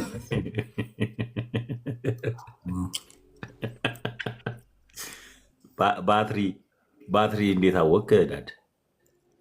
እንደዚህ ያደርጋል። ልቀጥል አላጠቃልል ሶፊ ለቀጠል ይችላል። እሺ ችግር የለም። እኛ መሰረታዊ ጉዳያችን በነገራችን ላይ አሁን ይህን ሁሉ እንደዚህ እያፋጠጥኩ እያንዳንዱ የጠየኩት ለምንድነው? ሁላችሁም ክርስቲያኖች ፕሮቴስታንቶችን ወገኖቻችን ብትሆን ማወቅ ያለባችሁ ለነገር በማስረጃ ማመን አለብን። ለዛ ነው እንደ እያንዳንዱን መጽሐፍ እየገለጠ ማሳየት አለብን ያመንኩት ለዛ ነው። ያ ብቻ አይደለም። ደግሞ በጣም መሰረታዊ ጉዳይ መታወቅ ያለበት ዳውሮ ሄዶ ብሎ ቀጥለው ስላወሩ የቱ ጋር እንደዚህ የሚለው የለም። ግን ሲነገር ሲሰማ ግን ያለ መስሎ የተጻፈ መስሎ እንዲታይ ማሳየት፣ ከዛ ሰውን ማደናገር፣ ያለ መረጃ ማውራት የለ። እኛም እናንተ ማውራት የለብንም። ዘመኑ የተገለጠ ነው። ሃርድ ኮፒ አለ፣ ሶፍት ኮፒ አለ፣ ይገለጣል ሁሉ ነገር። ማንም ሸውዶ የሚያልፍበት ዘመን አይደለም። ሰው መረጃ ምን አለብን ነው የፈለግኩት ያንን ነው። ይህን ያው እሳቸው ቢመጡ ጥሩ ማጠቃለያ በጣም የሆነ ነበረ። የፈለግኩትም ቤዛ የሚለውን ቃል ይመልሳሉ አይመልስም የሚለው የፈለግኩት እሱን ነበር። ግን ያው ኔትወርክ ብዬ ላስበው። እሺ እንደተለያየ ችግር ምክንያት ኔትወርክ ሊሆን ስለሚችል እንደዛ እናድርገው። በእኛ ቤተክርስቲያን ግን ባጭሩ እግዚአብሔር ቦታ ተተክቶ እግዚአብሔርን ሊተካልን የሚችል አንድም ፍጡር የለም። በቃ ማጠቃለያችን ያ ነው። አንድም ፍጡር የለም። እመቤታችን ቅድስት ድንግል ማርያም ከስም ከቤተክርስቲያን ትምህርት በሊቃውንት አነጋገር ንግለጣት ብንል ከፈጣሪ በታች ከፍጡራን በላይ ቃል በቃል በቃ መትህተ ፈጣሪ መልዕልተ ፍጡራን ብለን ነው ምናምናት እመቤታችን። በአማላጅነቷ በቃል ኪዳኗ በዘላለማዊ ድንግልና እናምናለን እንጂ ድንግል ማርያምን ፈጣሪ ናት ብለን የገለጽንበት አንድም ቦታ ትምህርት የለንም። እኛ አንድም የለንም። ቅድም ደግሞ አንተ አንሻፈው ነው ወደዚህ ምናምን የወሰድክ ምንም ያላንሻፈፍኩትም። የግለሰብ ምላሽ አልሰጠሁም። የሆነ አባት የተናገሩ ብዬ አላቀረብኩም። ቤተ ክርስቲያን ተጠሪ ነው፣ መጽሐፍቶችን የማረም ስልጣን አለው ያለችው የሊቃውንት ጉባኤ ያሳተመውን መጽሐፍ ከነገጽ ከነንባብ ነው ያሰማሁት። ጆሮ ያለው መስማትን ይስማ። አለቀ። በአንድ ግለሰብ የምትወከላለች በኛ ቤተክርስቲያን የሆነ ሰው መድረክ ላይ ተናገረውን ብድግ አድርገን እንዳስተምሮ አንወስደው። የሊቃውንት ጉባኤ ግን አሳምኖ አይቶ አርሞ ያቀረበውን በቅዱስ ሲኖዶስ የጸደቀው ነገር ግን የቤተክርስቲያን ሰርቲፋይ የምትጠየቅበት ለምን እንደዚህ ያልሽ ልትባል ትችላለች። የገለጽኩት የመርቆሬዎስንም የዛንም የገለጽኩት በዛ ነው። ይሄ አንድ መሰረታዊ ጉዳይ ነው። ሁለተኛ ያነሳ ነው ምን ብለን ያነሳ ነው እመቤታችን ቅድስት ድንግል ማርያምን ጋር ይህንን ሳንቋጫው በእኔ በዚያ ልረዳም ብለው ሄዱና ቀጥታ ወይ የገቡት ወዴት ነው? ያው ዘለው የገቡበት ገድለ አቡነ ተክለ ሃይማኖት ነው። ገድለ አቡነ ተክለ ሃይማኖት ላይ በቁሙ ሰይጣን አጠመቁ የሚል ነገር የለም። ከመነሻው ከምዕራፉ ጀምር ራሱ ስንናገር የሚናገሩ ራሱ ልቡሰ ስጋ ነው የሚለው። በቃ ልቡሰ ስጋ ማለት ሰይጣን የለበሰ ማነው? ስጋ የለበሰ ሰይጣን። ያ ማለት ሰይጣን የሰለጠነበት። እንዴ በሰሜናዊ ሀገራችን ክፍል ዛር ምናምን የሚባሉ አሉ አይደል? ዛር መንፈስ ያደረበት ምናምን ነገር እኮ የሚዋለዱ እኮ አሉ። ልቡሰ ስጋ ሆነው ማለት ነው። ያ ማለት እኮ ሰይጣን ያደረባቸው ናቸው። ሌላ ነገር እኮ የተለየ ነገር የለም። ስንት እኮ በየቦታው የምናያቸው አሉ ሰይጣን ያደረባቸው ብዙ ክፉ ሰራሚያስ፣ ግን ሰው ናቸው በቆሙ፣ ግን ሰይጣን የተዋሃዳቸው። ልክ በአንጻሩ ቅዱሳን እግዚአብሔር ሲያድርባቸው፣ መንፈስ እግዚአብሔር ሲያድርባቸው በእግዚአብሔር መንፈስ እንደሚሞሉ ሁሉ ራሱ ለሰይጣን ሲያስገዛ ደግሞ ሰይጣን ልቡሰ ስጋ ይባላል። አለቀ። ሰው ነው፣ ይጋባል፣ ይዋልዳል፣ ጾታ አለው። ያንን ነው እሳቸው ገዝረው አጥምቀው አቁርበው አመንኩሰው ምን ሲያደርግ ኖረ? ሞቶ መንግስተ ሰማያት እስኪገባ ድረስ በተረፈው ዘመኑ መነኮሳትን ደስ የሚያሰኝ እግዚአብሔርን የሚወድ ሆነ ነው። ለምሳሌ ለምንድነው ታዲያ የምንገድለው እሁድና ሐሙስ ብቻ ነው ወይ? አይደለም። እንድር ብቻ ነውም አይልም። ሐሙስና እሁድ ብቻ የገደለም አይልም። ሲጀመር ቀዝናውም እንደዛ ብሎ እንደሚገልጸው ብቻ የሚል ቃል እኛ የለንም እኮ ሲጀመርም እኮ። ለምሳሌ በጾም ወቅት ክፉ ነገር መናገር አይቻልም ማለት፣ ጾም ሲፈታ ክፉ ተናገር ማለት ነው። የበለጠ ጥብቅ ነው። በቃ የበለጠ በጾም ስንጾም ከቅቤ ከስጋ ከምናምን ብቻ ሳይሆን ከተንኮልም ከክፋትም እንጾማለን። ከተንኮል ከክፋት ግን እንጾም በጾም ወቅት ብቻ ነው። አረ ጾም በተፈታ ጊዜ። ስለዚህ ክርስቲያን ሁሌ ጾሚ ነው ማለት ነው። ከክፋት ከኃጢአት ሁሌ ይጾማል ማለት። የበለጠ ግን በጾም ጊዜ ስትሪክት ነው እንጂ የሆነ አንድን ቃል ወስዶ በቃ ለዚህ ብቻ ነው ወይኛ ምናምን አይልም። ሁለተኛ እኛ ግደሉ የተባልነው ምናምን እንስሳ ነው ላሉት ደግሞ ብልቶቻችሁን ግደሉ የሚለውን መርጌታ ምን ብለው ነው የሚገልጹት? እሳቸው የራሳቸው መርጌታ ብለው ስለሚገልጹ ማለት ነው። ጽጌ ጾታው ራሱን ብሎ ይገልጻል። አሁን ብልቶቻችሁን ግደሉ የሚለውን ቃል የጳውሎስ እንዴት ነው የሚገሉት? እሳቸው እርሷው በሰይፍ ነው የሚገሉት። ምክንያቱም ሐዋርያ ቅዱስ ጳውሎስ ቆላሲስ 3 ላይ ብልቶቻችሁን ግደሉ ስለሚል ማለት ነው። ስለዚህ የቤዛነት ደግሞ መጣበታለሁ። እሳቸው ምናልባት ከስር ሆኖ የሚገቡ ከሆነ እንጠብቃቸዋለሁ፣ ካልሆነ እኔ ባርፍ ጥሩ ነው። በቃ አይ ቀጠሮ ይዘን ዘማርያም በቀጠሮ እናገኛቸዋለን። በእርግጠኝነት ባትሪያቸው ዘግቶ ነው የሚሆነው። እንደዚህ ባትሪ ሲዘጋ እንደዚህ ነው የሚያደርገው። ስላካፈልከን ቃል ስለነበረው ስለ ትህትና መልካም ጊዜ ስለነበረን በጣም እናመሰግናለን። ዘማርያም ሰላም ይደሩ። በሌላ ጊዜ እንደዚሁ መጥተው ደግሞ ሀሳቡን ይገልጻሉ እና ማረፍ ከፈለጉ መቆየቱን ከፈለጉ ሰላም ደሩ። አሜን። እሺ ወደ ፈለገ ጳውሎስ እንጣ። ፈለገ ጳውሎስ እንዴት አመሹ? ሰላም ብያለሁ። እድል ልስጥ ብዬ ነው።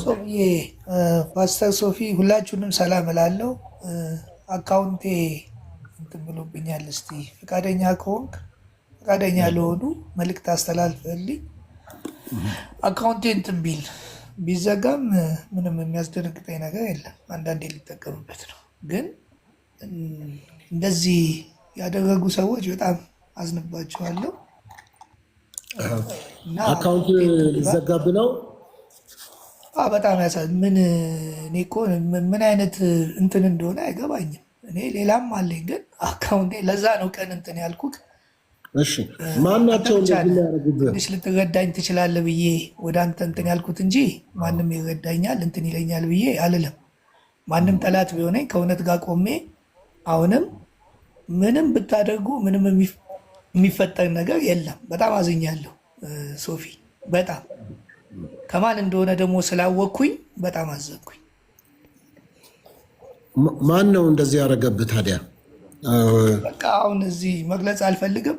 ይኸውላችሁ በፈለጋችሁት መጠን በዚህም ብትሉ በሰማይ ብትወዱ በምድርም ብትሉ እኔ መልካሙ ኦርቶዶክስ ተዋህዶ ነኝ። በቃ አሁንም ደግሜ ልንገራችሁ ምን አይነት እንትን እንደሆነ አይገባኝም። ወንድምን ጠልታችሁ ከወንድም ጋር እንዲህ ጦርነት ትከፍቱና መልሳችሁ የእግዚአብሔር ነኝ ምናምን የምትሉ የውሸት ወንድምነታችሁ በአፍንጫ ይውጣ። ምን አይነት እንትን እንደሆነ አይገባኝም። ራሱ ኦርቶዶክስ ተዋህዶ ማለት እኮ ትርጉሙ ራሱ እኮ ኢየሱስ ክርስቶስ ማለት ነው። ኢየሱስ ክርስቶስ የሚለውን ቃል ይዞ ወንድምን ጠልቶ አካውንት አዘግቶ እሱ እንዲህ ነው እንደ ጳጳስ ደግሞ እሱ እንትን ነው ብለው የምትወስኑ የቲክቶክ ጳጳሶችም እረፉ። እኔ ከእውነት ጋር አሁንም ዛሬ ብዙ ጥያቄ ነበረኝ፣ ግን አልበጠብጥም ብዬ ነው ጸጥ ያልኩት። ለማን ነው ጥያቄ? ገና ነገ ከነገ ወዲያ እጋፈጠዋለሁ። ግን ከኦርቶዶክስ ተዋህዶ ሃይማኖቴ ማንም አልሰጠኝም፣ ማንም ደግሞ አይወስድብኝም። ከፈለግኩ እኔ እተዋለሁ ኦርቶዶክስነቴን። ሰው ብዬ አልመጣው፣ ሰው ብዬ አልተከተሉ። ሶፊ በጣም አንተ ቤት እኮ ነው ያለከት ብሎ ወዲያ ውጭን ነገር ተረባርበው፣ ኧረ ወንድሞች በጣም ደስ ስትሉ። እኔ ማንንም አልጠላም፣ ማንንም እንትን አልልም። እዚህ ቲክቶክ ላይ እንትን ጳጳስ ሆናችሁ እሱ ታድሶ ነው እሱ ጴንጤ ነው እሱ እንትን ነው የምትሉ ራሳችሁን መርምሩ። ሶፊ በጣም ያሳዝናል በእውነት። አንተ ቤት ገብቼ ነው የሁሉ እንትን ያለብኝ መጀመሪያ ጊዜ። እኔ ቤት ገብተህ ምን ትሆናለህ? እኔ ቤት ሁሉም ሰው አለ። አንተ ብቻ ነው ተሰብስቦ ግሩፕ ፈጥሮ እኔ ጋር መጥቶ፣ ለዛውም እኮ እናንተ እኮ የኦርቶዶክስ ተዋህዶ ሃይማኖት ወንድማችሁ ምን አይነት ነው? ጥቁር ይሁንላችሁ ነጭ ይሁንላችሁ ፈልጋችሁ። አሁን ተመስገን በቀደም ምንድን ነው ያለው? ወንድሞቼን አትንኩ አለ። እኔ እህቱ ነኝ ለሱ። ገብቶሃል? የእሱ ወንድሞች እነ እንትና ናቸው። እኔ ምን አይነት ኦርቶዶክስነት እንደተፈጠረ አላውቅም። እንዴ በግድ ጴንጤ ጋር ነው ይሉናል። እንዴ ትቼ መጥቻለሁ አልሆንም።